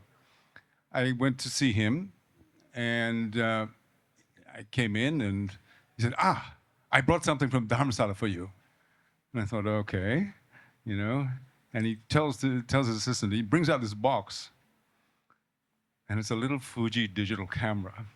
And I'm just so stuck, you know. I sworn I would never use digital, and there's my guru who's just like, you know, Bhagavan is giving me this digital camera, and I'm like, okay, now I'm stuck, you know. And I took a picture of my friend who came with his mother to see him because they wanted to have a picture with him. I took it with this digital camera, okay? And then, you know, that was it. And I didn't take it with I had my own analog camera, but the menu was all in Japanese. And I formatted that picture by mistake, and my friend didn't talk to me for about 3 months. But anyway, coming back to this whole thing about artificiality, when we talk about honesty, okay? When we talk about honesty, I think here the key thing is honesty. And one of the things that artificial intelligence doesn't have motivation. Yeah, it doesn't have feeling. It can register emotion in the sense of understanding that there is an emotional, for example, in music and stuff, but it can't feel it. And one professor got his students to have dialogues with, you know, and serious dialogues, musicians and so forth. And one musician asked, you know, do you feel any emotion? And the machine, the artificial intelligence responded, I can note that there is an emotional quotient, but I cannot feel emotion. And then he said, well, why can't you feel emotion? And he said, because I don't have a body. And I think this is a fascinating thing, because in Buddhism, we talk about our experiences, which is the body and the feelings and so forth, and emotion. We receive them, if you like, as a result of what we call karma. And the most important, one of the most important quotient of the factors of karma is intention. It's the intention when you act. And this artificial intelligence cannot do. It does not have intention. So what I find very perplexing and questionable in many ways with all the kind of content that's being created artificially, right? And by the way, who's creating the content? It's human beings who are using the apps, the machines, the technology. So we are still, as human beings, orchestrating this alternative universe.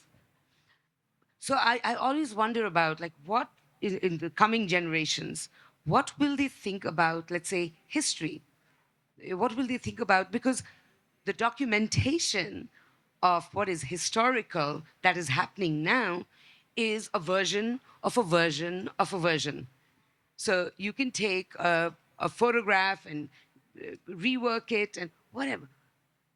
So we are getting a version of, so what happens to collective memory about our past? What's the authenticity of our history, our legacy?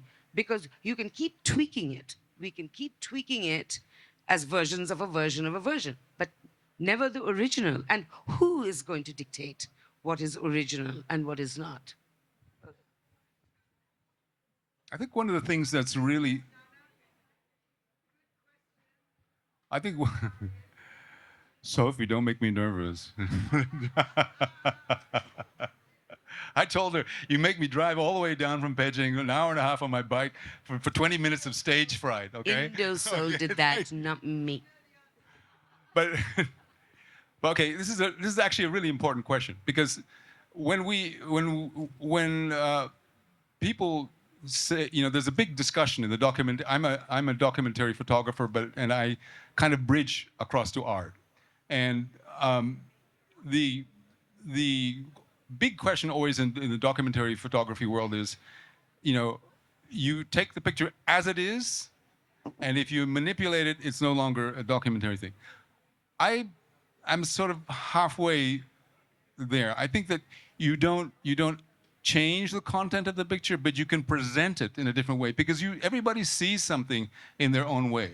And the idea that a photograph is objective is flawed. It's subjective. You choose your angle, you choose your moment, you choose the feeling. It's a human response. And that human response is recorded. I mean, when we're talking about history, I mean, honestly, the first time really that photography was used to document history was probably in the Crimean War. And you had also the Civil War.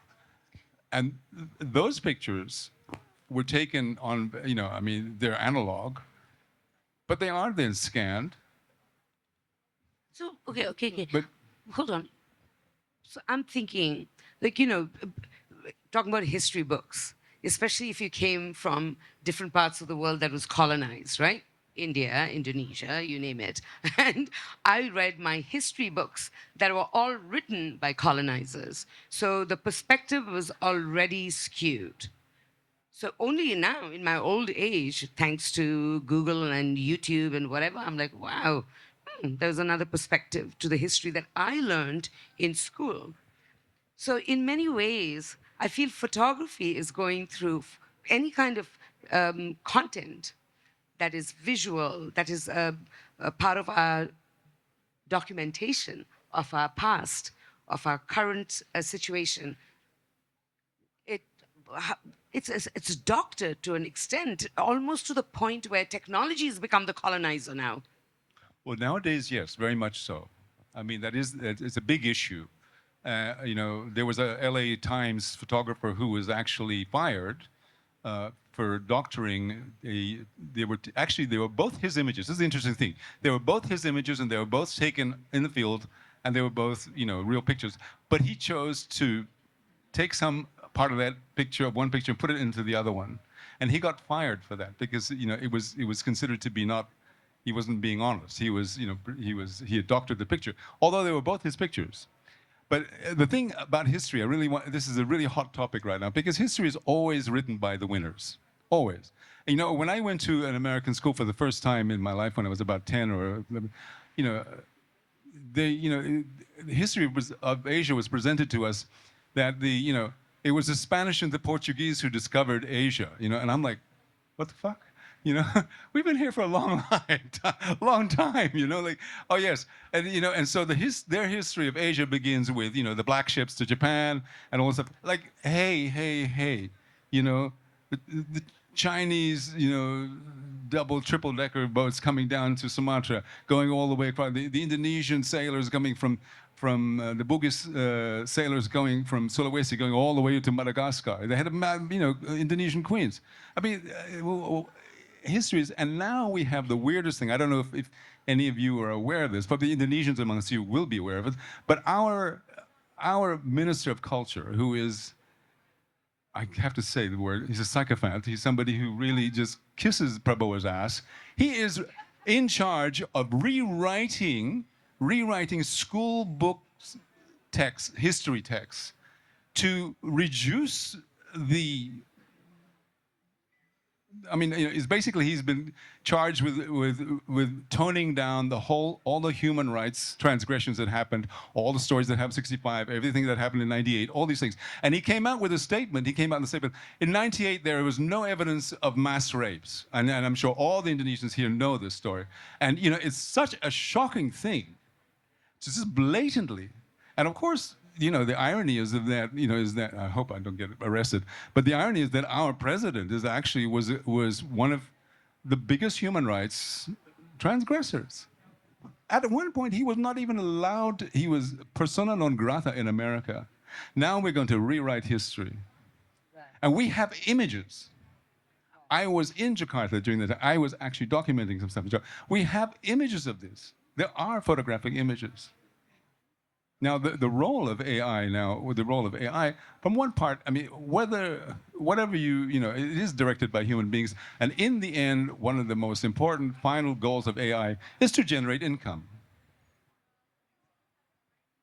We make a pretty picture, wonderful picture, blah, blah, blah. And you look at it and you go, oh my God, AI. Okay. But somebody who doesn't know will end up buying that. NFTs, endless. Well, NFTs was something big. Now, do we even talk about it? So, okay. So let's just go back to thinking about, does this whole thing about doctored images, fabricated stories, all of it, will it then push us towards something that is more authentic because it has its fault? It has the human touch, the wabi-sabi, that you are going to love something because it is not perfect. So with all this bullshit about, everything doctored and fancy and AI and avatars and what have you, do you think that there's going to be a pull towards authenticity that is based on human flaws? I think you can. It's kind of romantic. You can say, "Oh, whether people like flawed things is a human thing," but basically, don't be grumpy. I just want to say is that what we're talking about really is a human response, whether it's flawed or not response, and that is you can feel it. It's palpable. When you have a machine, generating something or an app generating something, it doesn't have, as it said to this musician, it doesn't have a body, it doesn't have feelings. So it's simulating. All it's doing is simulating. And it's designed for perfection. Okay? So, okay, fine. But what is really the important thing in all things, like making movies, is authenticity. When you look at AI has a role. I think that AI, if it's used in a very interesting way, you can actually have a dialogue with it. And some of these students that the professor Graham that he sent out, they actually had some really amazing insights back from the AI, insights about how thought processes work and stuff. And I sent this off to Mila, this article, and she said, this really makes me feel good for the first time about AI. And I said, why? Because it's not being just regurgitated. So when you have these AI photographs that go out or images, they're just regurgitations. The interesting thing about AI is that it can make you go That's further. to my point, that when I see flaws, then it's not AI. When I see the human touch, then it's not AI. When I see a perspective that is not fabricated to perfection, then it's not AI. Okay, So I'll give you basically, that. I beat I'll you. give you that. I beat you. I mean, well, on that note, She's always very difficult. by the way, I didn't read out his very profound resume that I was meant to. Would you like me to do that now? I don't know. It's But been everyone embarrassing. knows you. Everyone knows you. But thank you. So we have a young storyteller, very optimistic, doing a beautiful documentary. And then we have, the wise. The wise one. Who's the wise one from Star Wars? Yeah. There you go. The wise one. Little guy. The little guy. Thank you so much. We love the character. Oh, thank you. It's way Okay. past bedtime, and he's been killing me over this. Oh, Thank you very much, everybody. so this is Oki, a wonderful friend, an incredible, if you can say, mindful investor. Can you imagine saying money and mindful together? But with Oki, you can say that. Okay, I give you a compliment. So come on. Okay, so Oki is a senior partner at the Bali Investment Club, an investment firm that unites capital with sustainable, innovative, and inclusive ventures across Indonesia. With over 30 years, 30 years? You look 20, man. With over 30 years of experience blending technology, ESG principles, those are the sustainable principles, and impact-driven strategies, he has helped steer the club's portfolio, the investment portfolio, towards strong financial returns, but the most important part is alongside social and environmental outcomes. Oki is now preparing to launch Archipelago VC, a bold new chapter building his the club's foundational work aimed at scaling support. Basically, he is investing money in incredible work that is being done in Indonesia that relates to pressing problems that could be environmental, social in this country. So this is a fund that is putting money in the most amazing initiatives, not just the oil and the steel and whatever, but so anyway, so I'm going to tell you, he started the Bali Oceans Day 2025 marked the investment club. Okay, started the Bali Oceans Day 2025. It marked a milestone for the Bali Investment Club, where he's a senior partner. Now, I'm asking you the question. Please explain the community-driven movement, this community-driven movement that sparked a shared purpose, purposeful networking, and business matching opportunities. What was this project? You're talking about the Bali Ocean Days or Bali Ocean Days? Okay, Bali Ocean Days. Hello, everyone. Great to see you guys tonight. Great to see familiar faces. My name is Oki, just like what Bandana was just saying. So Bali Ocean Days is a ocean conservation initiative that was started by a foundation in 2018 in Indonesia. Yes, the guy name his name is Paul Tan. He's an architect and also an avid diver. So when he dives all over Indonesia, along the years he sees a degradation of the ocean quality all over the place.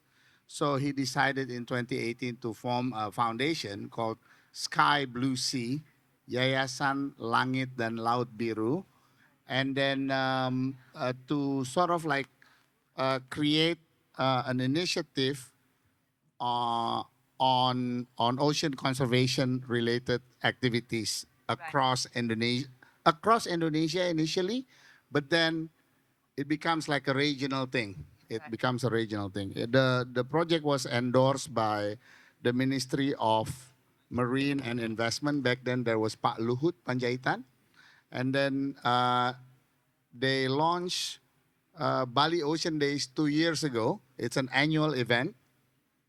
It's hosted at Bali Intercontinental. That's right, and it's been 2 years already. And then so we're gonna have Bali Ocean Days 2026. That is even bigger. So what's interesting is it was initially was supposed to be an Indonesian thingy, but then when it comes to ocean, ocean is one. Ocean is one. So it's sort of like everybody's business. Yeah, you can cure one problem over here, and then there's another problem on the other side, and everything is interconnected. So that's Bali Ocean Days, and Bali Investment Club was had an honor to present our investment portfolios back and our stories back then at the event. So I'm not a money person. I'm not a finance person. I do not understand the language of investors and da-da-dee. So Bali Investment Fund, does it focus mostly on projects that they will fund that is related to sustainability, looking out for the environment? Okay. Is it mostly that? So we started the company 5 years ago. Actually, we launched it at Preranan in 2021. And we focus on, so we wanted to be an impact investment company at that time. Like, how can we invest, make money, but then at the same time help the environment or help our social and responsibility. So so we started the company back then, and then along the way, then we got three different pillars that where we invest. Number one is waste recovery.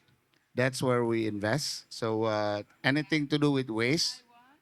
Yeah, something like Sungai Watch is a foundation. It's not a business yet. I think Sungai Design is a business. Where are the Sungai boys? Design is a business, right?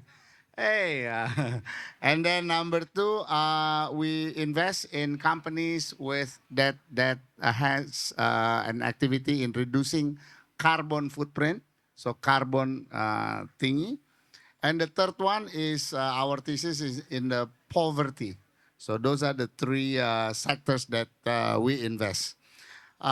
With respect to number one, waste recovery, so we invest in a company called Robberies, for example, in Surabaya. They make furnitures out of recycled plastic. So they collect, they buy recycled plastic, and then they turn it into what they call Robberies polymer sheets. So it's a multi-purpose, sort of like multi-purpose plank where you can use to make furnitures or stuff like that. And what's interesting about this thing is last year, Robberies first time in November 2024 export their multi-purpose planks to the US, I think. Yeah, I think. So one container.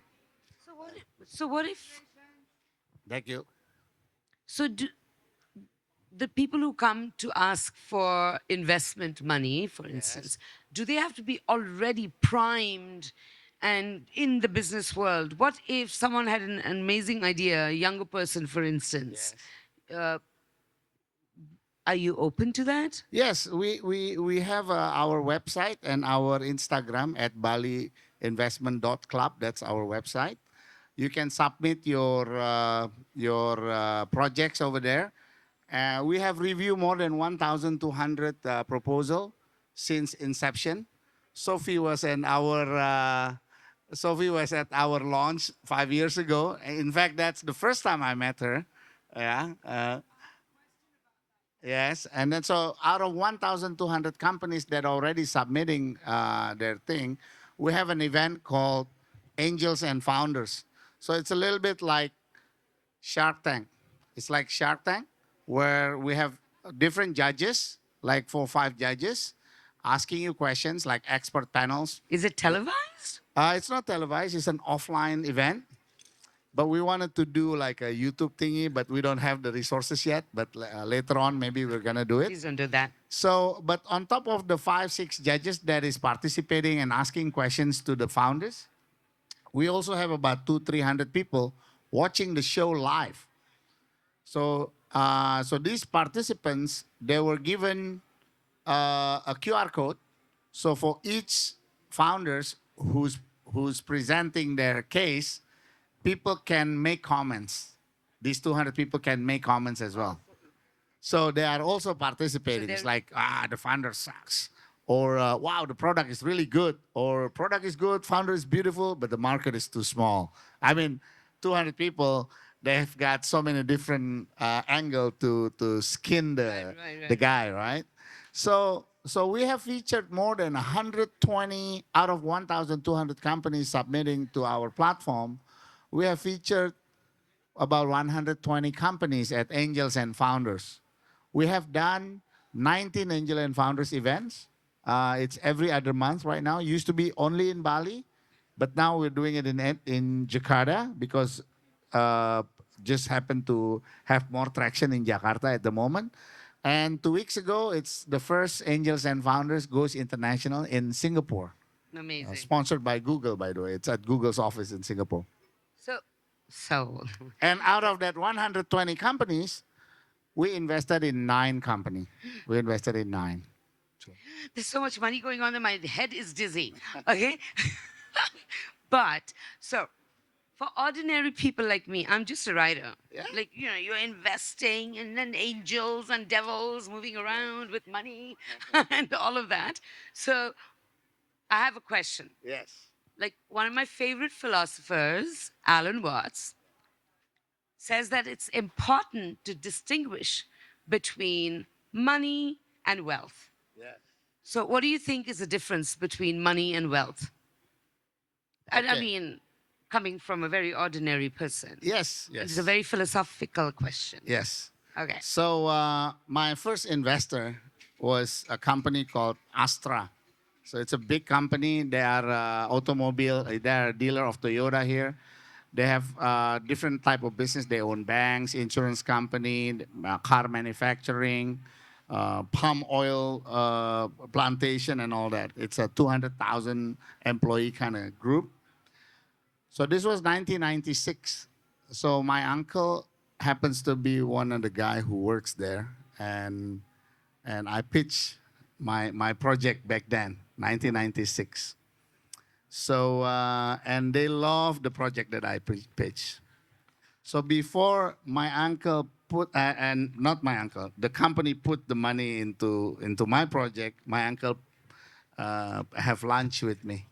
And this is a very fundamental thing for me. And I remember he passed away already. His name is Sujuri Widodo. He's an electrical engineer, worked for IBM for 25 years, and then Astra pull him in. He said, okay, if you have, let's say, $1,000 per month salary right now, then you eat 3 times a day, breakfast, lunch, dinner.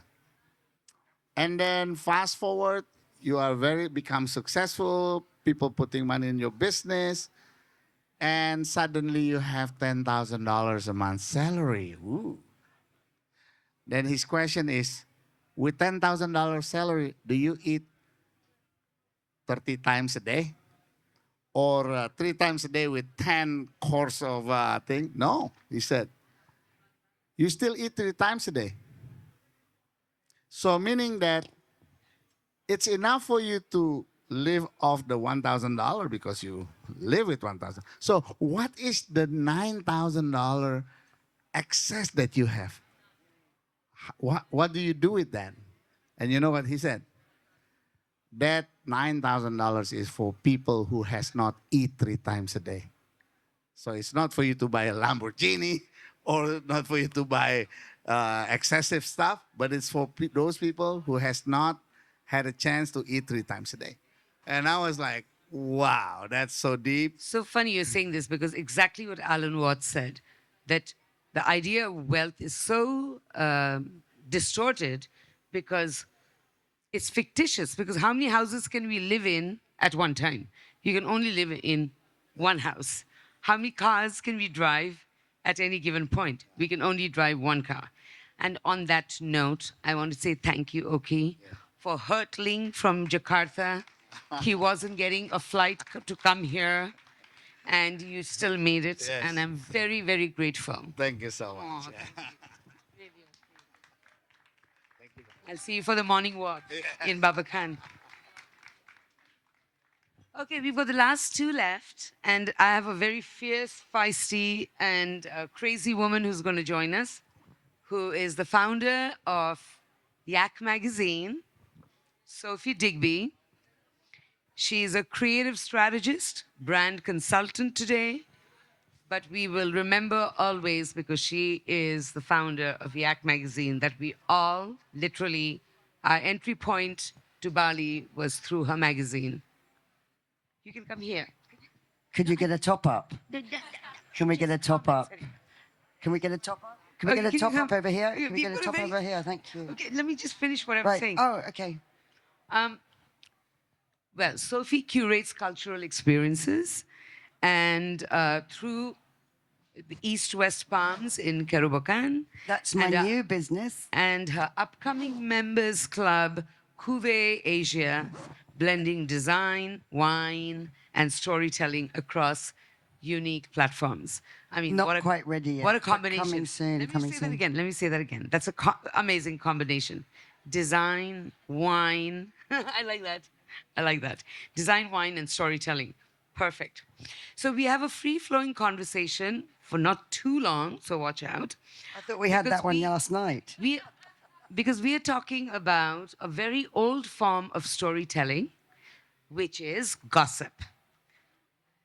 I mean, this is academic and sociological. The jungle drums, the twitching of the net curtains. Oh, well, let me just explain what the topic is. So, while storytelling can be all romanticized and cultural and whatever, sociologists tell us through their academic research that it all started with gossip. Gossip meaning, like today in our world, we think gossip is all very negative, right? But imagine in the olden days, gossip was what got the tribe together, the ones that you want to get along with. You don't gossip with everyone. You only gossip with your buddies. So you make your own little team, your own little tribe. If you didn't belong to that gossip group, then you are the outsider. I mean, you can contradict me at any point. I'm just saying. I just heard a shush from before. So I find it fascinating. Gossip as a form of storytelling, and then we'll discuss how it's changed over time. Right, so I think we had this, we did actually meet last night over wine and dinner to kind of like really tie down. Bandana thinks it's something that binds us together. And for me personally, I think it's something that shuns the free thinkers. So that's how well we get on, and that's how much we talked about. So gossip is there to inhibit free thinkers and make them follow social patterns, right? That's what I think gossip is. Bandana, having done a lot more research than me, myself, and I, right, disagrees with me. But I grew up in Spain. I grew up in a village, Monachil, where I just walked into a bar at 1 p.m. and women only walked into a bar at 5 p.m. It was the 80s, okay? It was the 80s in a little village, a very Catholic country. So there is, I think there's both sides to this. What is gossip? Positive or is gossip detrimental? I am just talking about sociologically,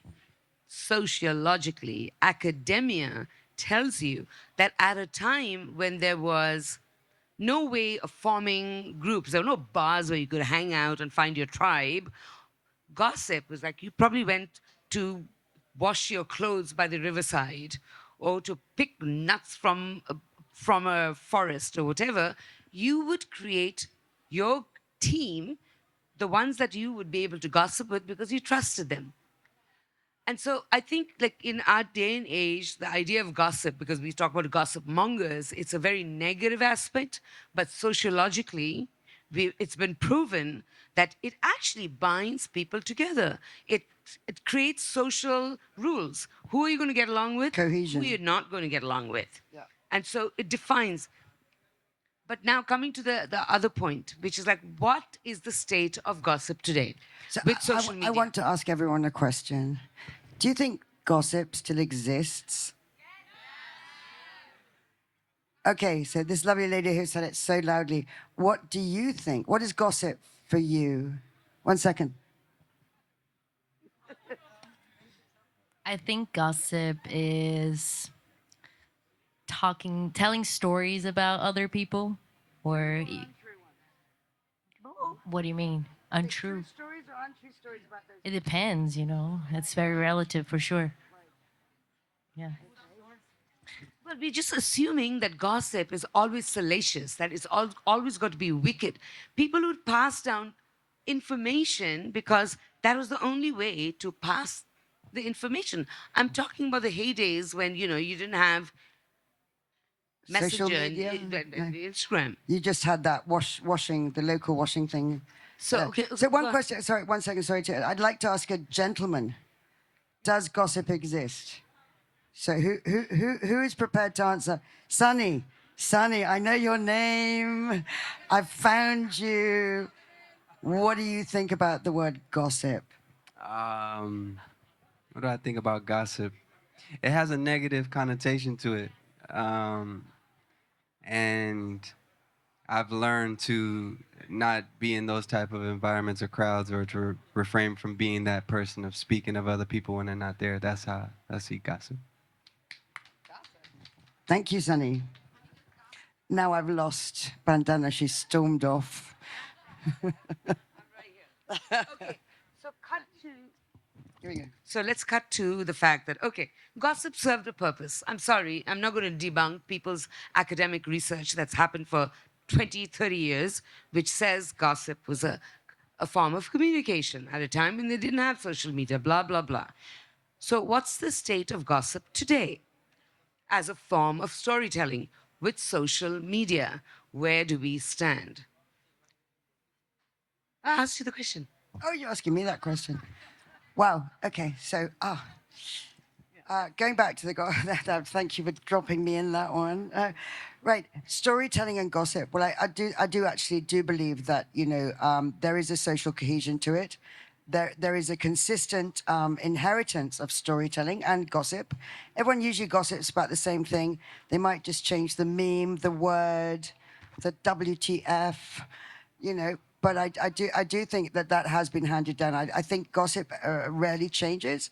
And just like Sunny said, he's always found it quite negative. But there are very positive issues and attitudes to gossip.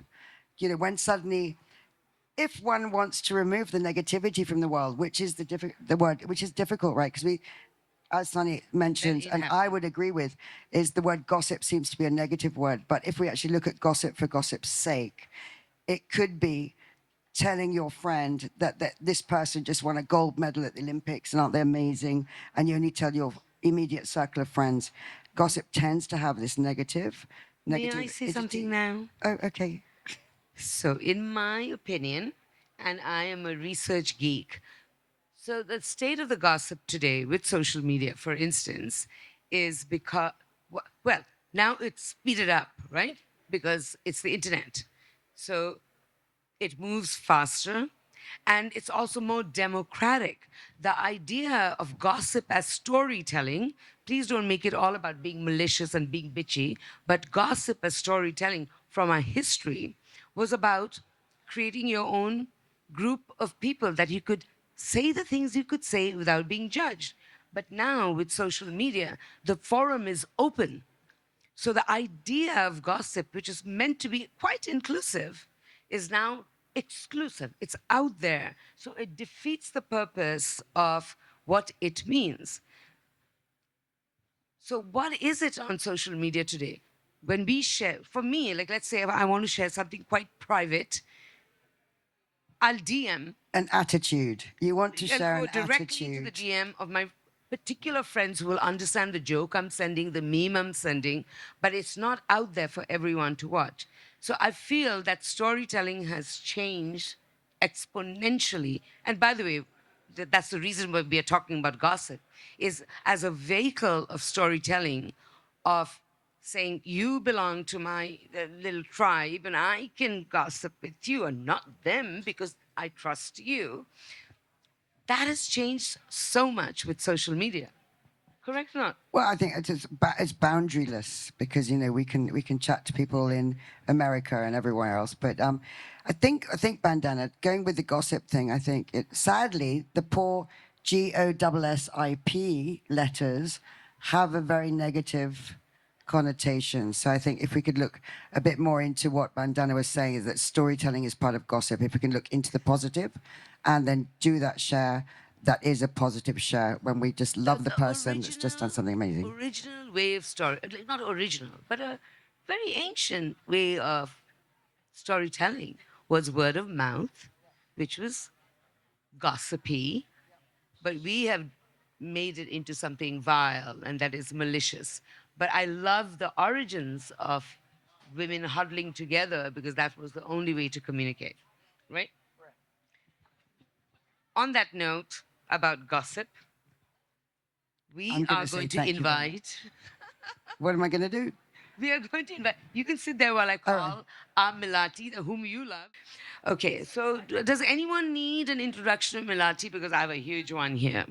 But you know what I love and I find fascinating, and I don't even know how, you live with this extraordinary kind of the accolades that she gets, because I just Googled, because I wanted to just list some of the things that she has received as recognition for her work, and it's extraordinary. It's Forbes 30 Under 30 Asia, recognized in the list of influential young people in Asia. CNN Heroes, Young Wonders, Time's Most Influential Teen, the United Nations Inspirational Young Leader. I mean, the list goes on, and she's created Mountain Mamas, and she is Utopia. She's premiered at the 74th Cannes Film Festival. She's written a book, we'll talk about it later. And so my question is like, who is Milati when she is not on stage? Oui. Okay, so I'm gonna answer the question. Yeah. I think so. For me, having done this work in change making since age 12, today I'm 24. I've always introduced myself as a full-time change maker, founder of bioplastic bags, and outside of that, I think, okay, I am a daughter. I am a big sister. I am a runner. I am a curious, lifelong learner. I am an author now. I am everything and nothing all at once. Mom says I'm annoying sometimes. Frustrated, angry, hopeful. I think when I think of 6 words, there's an exercise we do when it comes to storytelling workshops. And there's an exercise that when it all comes down to the stories that you can share to 6 words and it boils down to your essence, what would it be? And I always say that I am an island girl on a mission. And I think that encompasses... Okay, that is beautiful, Milati, that is beautiful. But I'm going to push you a little further. So let's say we didn't live in a world where we had any pressing issues about the environment. Then what would drive you? What would give you the similar resilience and joy? Remember, there's no way you can talk about sustainability. Yeah. So again, I think... No, but I think when I look at my starting story, it was fueled by a lot of that frustration that plastic pollution was growing as I was growing older. And it felt like nobody at an older level, at 12 years old again, was doing enough or doing what needed to be done. And so it was driven by this pure frustration, but also a deep love for nature and the environment. And I think even if we were to take out the challenges of the world, the drive or it's the longing to belong. And the work that we do, what you heard tonight of everybody, what it comes back down to, and the community that is here is people, it's connection. And I think that whether or not there are or aren't challenges in the world, what keeps us connected, whether we have technology, whether the AI is there, whether we're talking about gossiping or storytelling, it's the human to human connection. It's the ability to sit here and say, I am inspired by you, I want to listen and learn from you, and together we can work towards a future. You know, I didn't get to say this. Thank you for saying this, because I just got reminded that I didn't get to say this at the beginning of the talk because, you know, I forget. There's such a, for me personally, as a storyteller and a humble writer, that I love what I call grassroots writers. Grassroots writers, grassroots storytellers, not writers, storytellers, because the storytelling can happen through dance, through art, through practices that you have, looking after your environment, to any kind of storytelling. Grassroots means that you stand on the land where you want to make the change. You know, in a world we live in where there are 3 wars going on, we're talking about boundaries, and we ultimately have to deal with the reality of where we stand, solve solutions where we stand. So grassroots storytelling is exactly that. You don't say, oh, I come from so far away, whatever. Where do you stand? Which problem are you going to solve? Are you touching the ground? So that's what I love about you. And so going back to, I want to go back to the time when, how does it work for a 12-year-old? Maybe this is a question for the mama. When you're a 12-year-old, how do you have the motivation to do what you do? Not 12 years old, you're 12 years old. How did she get the motivation to do what she does and continue to do? You know? Yeah, I think I what know. does motivation look like to a 12-year-old? No, I think it's more that bringing in the idea or making them feel that anything they want is possible. If you can dream it, you can do it. So if a child, 12 years old, 10 years old, comes home with an idea, you have to ensure, you have to make them feel comfortable that they cannot, it cannot be big enough. Yeah, and it's take it serious. Yeah, dream big and it is okay. And just like, oh, that's an amazing idea. How would you do that? What would be the first step? Taking them serious, because they are at that age so pure and sincere about their intentions. So it's interesting because I certainly come from a culture where no is the first thing. I know, just act normal. That's crazy enough. No is like, no. And then you have to work all your way around. So it's wonderful to hear that you're saying you kept an open forum, like let's explore the possibilities, right? And I was gonna say one of we were just at a gathering as well, and we were discussing about what was different, and always the question. It was a book launch in Sanur in Perry Plus, which is now available there, but more important, available here at Indosole as well. And so one of the questions that came up was, what in your childhood was a common foundation that built me to who I am today. And it was a question that my parents would always ask. Oftentimes when you're meeting or when you're coming home, you get asked the question, how are you? How was your day? And one of the questions my parents would always ask next to this would be, what did you fail at today? And looking back, it was one of the strongest ways to build resilience. It's one of the ways where we are opening up spaces where instead of fearing making mistakes and allowing that to hold us back, we're actually encouraging the space to explore, to play, to imagine, and even if we fail, we learn how to learn from our mistakes. And I think that that's one of the things that we've lost and need to urgently bring back in classrooms, in communities, in government meetings. This is what it's about. And I think it starts in beautiful gatherings and celebrations like here tonight at Indosole. Bravo. So I'm not going to, well, we all are human beings. So you must have met many challenges that didn't reach fruition. You must have had many disappointments. We only get to, clap and hear about the accolades. Yeah. your recognitions, but you must have had many disappointments. For so sure. in that moment of vulnerability, especially when you're on such a world stage, in that moment of vulnerability, apart from going to your mama, which is an obvious factor, who do you reach out to? What are the things that you do to keep yourself motivated? Because, you know, when you're on that world platform, a loss, when you don't win something or whatever, it's a bigger, it feels like a more devastating loss. Yeah, I mean, when I think back to 12-year-old Melati and 10-year-old Isabel and the Bye Bye Plastic Bag team, that many of you are still familiar with the stories and the energy and passion back in 2013, the beauty of that was this simplicity to change. We didn't understand that change of such a simple goal like banning plastic bags would take us our entire lives. Trust me, I did not plan on doing this and becoming a full-time change maker. No, no, no. But what it became and what it taught me also was to stay very much grounded and also adjust when things don't go your way, be open, be transparent, and continue to learn. And I think that's what change making overall is. It's the openness and the readiness to keep learning and sometimes say, I don't have all the answers. And I look at this as a community that raised me. You know the goal of that 12-year-old Melati, and today, 24 years old, at breakfast I was ordering Go Food, and what does it arrive in?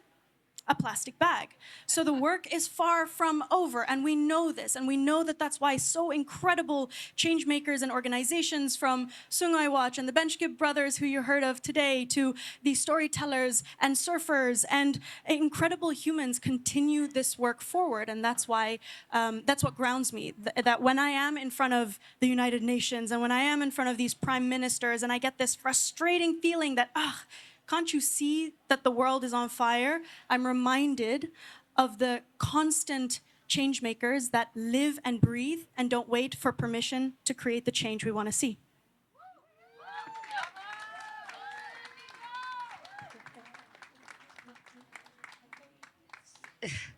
You're a Bali girl. An island girl on a mission. You've got the volcanic spirit. So what did, really, you've got that, you know, and I say it in the best way possible, the volcanic spirit. So what did Bali teach you?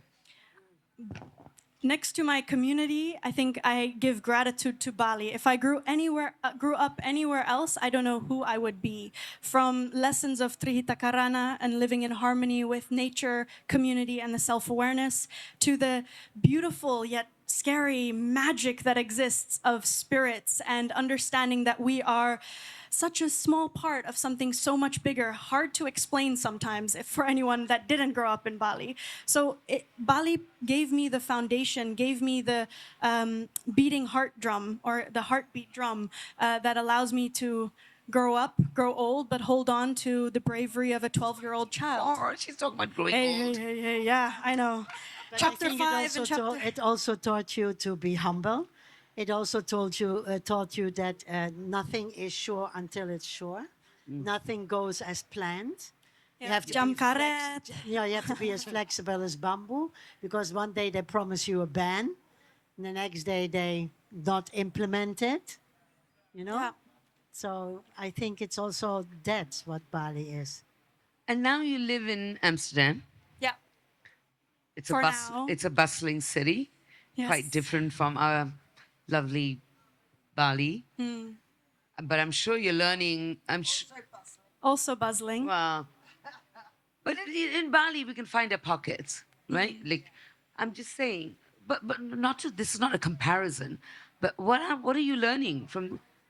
Bali kids are Bali kids, you know. They go out, they love it for a while, and then they want to run back, and they get frazzled, and they need to come back. This is their grounding. So what is Amsterdam doing for you? I mean, you've pretty much described me and Belle both. I think we very much miss home and have the homesickness consuming us pretty much almost all the time.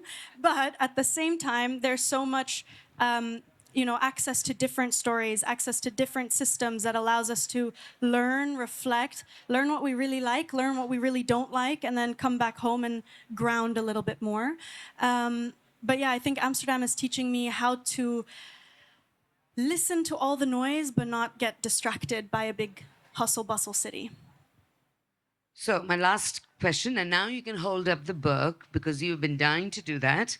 This is a wonderful book, Change Starts Now by Melati. 100 lessons from a full-time change maker. I love it. I love it. And now, I mean, you know, it's an inspiring book because, you know, this is the kind of book which is a guide that we adults need to read and read it and then pass it on to someone younger whose life could be changed by the valuable wisdom that comes from an absolutely young person who started a journey at 12 years old. So I find that fascinating, that storytelling. So quickly tell us the storytelling of the story. Sorry, could I just interrupt 1 second? So, does everyone have the what sits of Tao and all those amazing feng shui? Just open it up on one page, and that's going to give you the thing for the day, right? You could just do that. You could just do that with this book. Just open it any day and just follow that one of the 100, whatever that one is. Just do that for that day and find out if you can actually put that and represent that into your life, just like Tao or just like Feng Shui or, sorry. No, I love it. I think I'm gonna take that one and share it with because I didn't think of it. So 100 lessons, 100 days. You know, Right. I see it. I see it very much at any page, at any moment. So what is the book? Change Starts Now. 100 lessons from everything that I learned at age 12 to 24 years old. Things from how my sister and I brainstormed and came up with the idea of just tackling one single-use plastic item to developing our team of young friends and hosting our first team meetings at the school playground during snack and lunch, to then building my first office and government meetings, to my first burnout at 16. The book has it all. And I really did this with the intention of first and foremost acknowledging that what I did is not special. What bye-bye plastic bags and banning single-use plastic bags is nothing that no other country has done before. Instead, it is a reflection that once we share the lessons learned, again, transparently and communicate with our community, we can uplift and empower a generation of change makers. And that's what this is about. We've heard a couple of times now that we need a new story, so a new system to believe in. But in order to have new stories, we need new storytellers. And I hope that this book inspires many storytellers all around the world, from Bali to everywhere. Oh, honey, you inspire us. You inspire us. Come and give me a hug. Thank you. Definitely available at Bali Peri Plus in Sanod and other And Peri Pluses. Indosole, the biggest supporter from day one. I was going to say Indosole, congratulations, 15 years. That's incredible. So to end the night, we have the founder of Mekar Buana, who is an amazing human being working in the field of ancient gamelan, the music for almost 30 years. He is known by his Balinese name, Bli Bon, and he is right there. You've already heard him play with his beautiful family, and we welcome you on stage. But before that, we would like you to say a little about the incredible journey that you've had with the ancient traditions of music. I mean, look at all this. It's fascinating.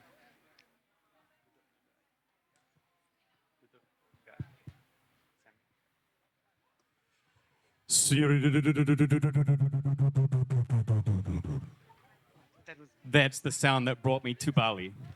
I guess wasn't a very good impersonation of a gong, but it's that incredible resonance, it's that sonic boom that entered my heart in 1996, and I was lucky enough to get a scholarship to study in Indonesia, and I chose Bali. I was the first New Zealander to study in Bali on a Dharma Siswa scholarship, and this completely changed my life.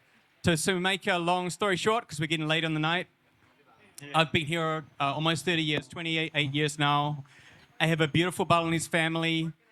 Some of my nuclear family is here tonight. This is my boss, Bu Boss, Putu Efi, and my first son, Gede Samara,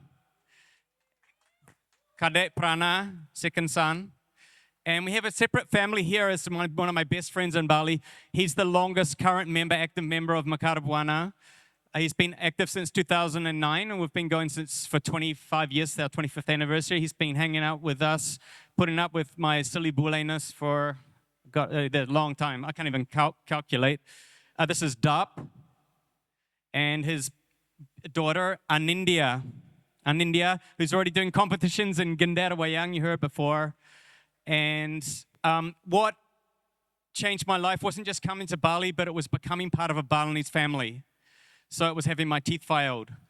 It was marrying a Balinese, beautiful Balinese, when I had my teeth filed. It was having kids who, for some reason, wanted to kind of follow in my footsteps and get nerdy about the gamelan. I'm known as the gamelan geek. I'm also known as Bule Karauhan because I'm one of probably a number of Bule Karauhan have been in trance before, I don't know why. So I've done all these crazy Balinese things. I tune gamelan in villages and temples. Basically old Balinese people put up with me or question me and, kind of sometimes accept me. And I try my best to inspire young Balinese. How do I inspire young Balinese? I make them feel jingah. Do you guys know what jingah means?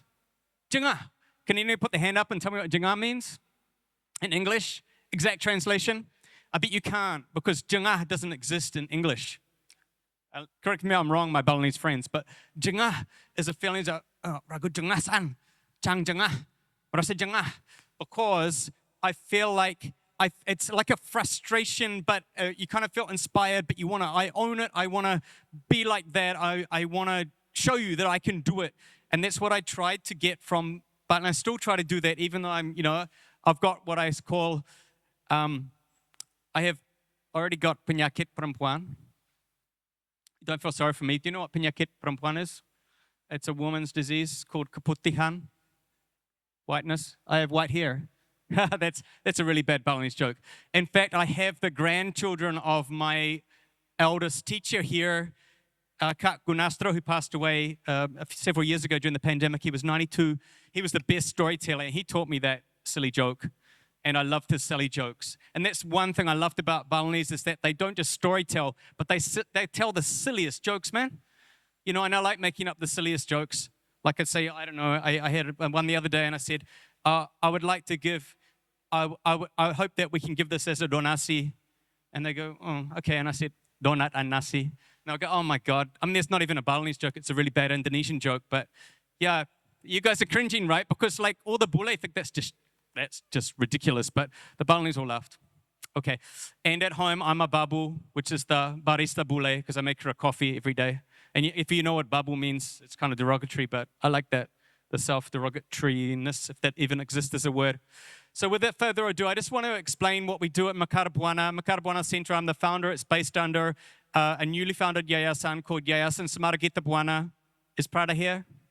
I don't know, is Dayu Prada here? She's on the board with Evie, and we've just set it up with the head of the Bali Tourism Board, Dayu Prada's father, Gusagung. And it's to umbrella Makarabuana, where we're trying to do as much work in the villages. The first thing we want to do is map all of the different Balinese gamelan and eventually dance in the whole of Bali.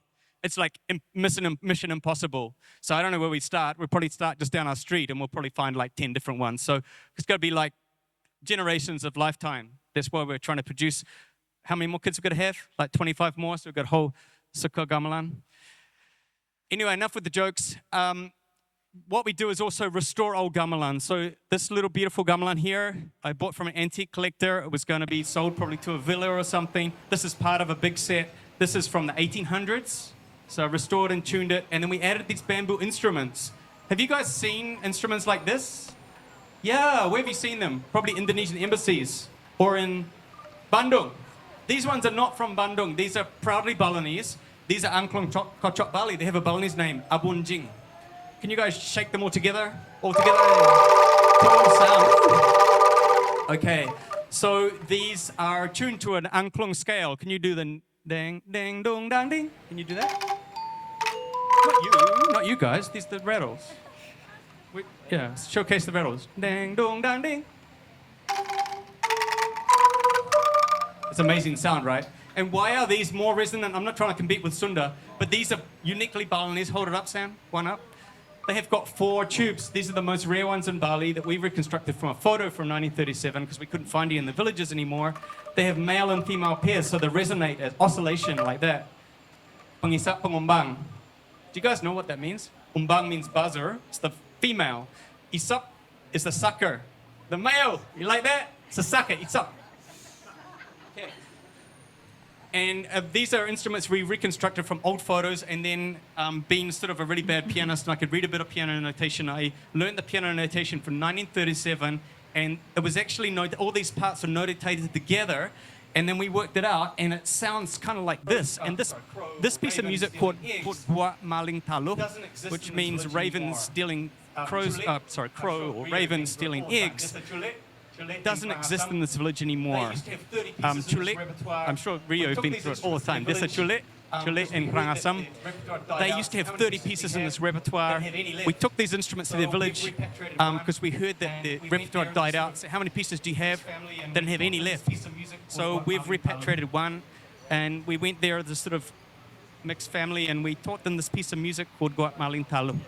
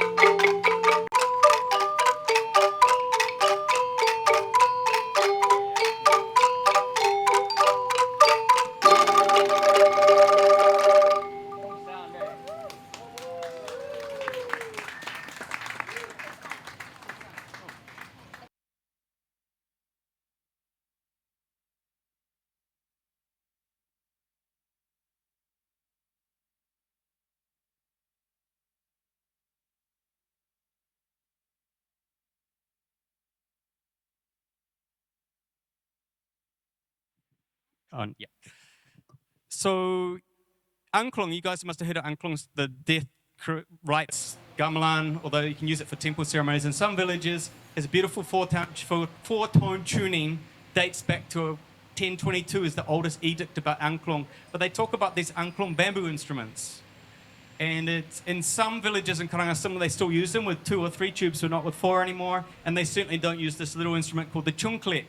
There are a few other bamboo instruments and then some cool cymbals and stuff that we've restored as well. We just couldn't bring the whole crew, couldn't fit them in 2 cars. So this is played by 30 people. You can hear it now on Spotify. And it's the first time we got to hear it because Colin McPhee, if you've heard of him as a researcher, he did silent film and he did, what does he do? Silent film, he did notation, but he never made audio recordings. So we've brought to life his notation, which sounds like a small thing. It's very meaningful. And this village, after we showed them this piece of music, they sent it back, being played by them, a week later in a WhatsApp, like a video. We're playing at a cremation. I was going, that's so cool. So it felt like we're doing something. I'd just like to tell you, we did that with no funding whatsoever. So this was a passion project. We do paid projects if anybody wants to give us any money. And we are working with a Nuano Social Fund at the moment. And they've supported us to restore a Majapahit gamelan from Tabanan. And we've done that, so it's finished actually. And we've made a duplicate set so the kids can play on something that's not scary, because the thing about storytelling in Balinese culture is that it starts with the family. So the family tells these stories that you could say are sort of gossip, but they often involve the arts, because Balinese are very artistic. And they might talk about this gamelan that, made a sound at night, or the timekeeper, because during a practice they had an argument, the guy threw it on the ground, a week later had a stroke, and the stroke was like this. Because he'd, been playing the timekeeper. So it's very scary for young people. And these stories passing through generation, a bit like Chinese whispers, they get scarier and scarier. So we're trying to help remove some of that scary stuff so that young people can be a bit freer and they can play on a secular set and then they can play on the gamelan due. Due means the sacred guardian set. So that's what we're trying to do, and we'd like to do it in more villages, as many villages as possible. Evie and I, well, I've been doing this since 2000. Evie added all the wonderful stuff to Makarapuana in 2004, doing it for a long time. We asked for your support. Now we have a foundation. We've never had support from outside of Bali. So if you have any connections, thanks so much to Kai and Indosole for inviting us, because nobody really knows much about us, and we really appreciate this, and it's really cool to connect with a beautiful person like Bandana. Nice to meet you. And so thank you everyone for coming. And does anybody have any questions about the gamelan or anything at all before we go? You can visit our centre. We do workshops. So we've actually done a workshop, 1,700 people with these babies, but we had mini ones made. We had them lasered on them, and these, like, I don't know, they were like IT nerds, like conference. They took them home to their countries, and I guess they're still shaking their stuff back in their countries. So we can do these as team building. It's very cool. So all these business people, if you want to do this, we can show them Balinese culture. It's something authentic, and with the passion from, you know, strange outsider with me and our Balinese friends and family, we hope we can make a difference. Oh, he's going to help you with the investment. Yeah, I know he is. Nice to meet you. Okay, so thank you very much for your time. If anyone has any questions for Evie or me or my kids, or why they want to be forced to do this, just fire away. Ask me. Yeah, or ask them. That would be really cool. Yeah, but you can connect with us. Our centre is on the other side of the world. It took 2.5 hours to get there. We're still in Bali. In Kartalangu, Jalan Gandapura. It's called Makarapuana, Sanggar Makarapuana. Centre is at our house, so we'll make you a copy. Yeah. Makarapuana and Gamelan and Dance Centre with Bu Boss. Yeah, and the team. Matarasuk semua.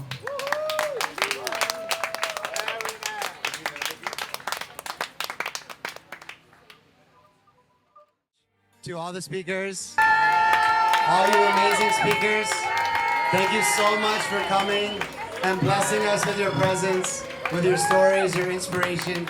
So many years have gone into all of your stories that you've shared with us today, so we do not underappreciate all the value that you've shared. And I've been told by many people about how inspiring all you have been, so thank you so much for showing up, giving us your time, and thank you all for showing up. Every single one of you. Could have rained, could have been doing something else. Thank you so much for being here. And lastly, big love to Bandana. Thank you so much for curating. You did such an amazing job. You've done so much for our brand. Come here. Bandana, thank you so much. And you're gonna share my gratefulness for our photographers, Bayu and Deva. Thank you. Thank you so much for recording, and hopefully we will put this up to YouTube so everybody else can share it worldwide and learn something worldwide. Thank you to Bangdini. Thank you to Indosole team. 15 years of supporting this movement. We started out just cutting tires. We started grinding tires. We moved into sandals from rivers. And really, what we're trying to do is figure out what's next. Keep figuring out what's next. And lastly, thank you to Smoke. Thank you to Luca for allowing this venue. Thank you to the Smoke team for putting this event together with us. Thank you so much, guys. Get home safe. Good night.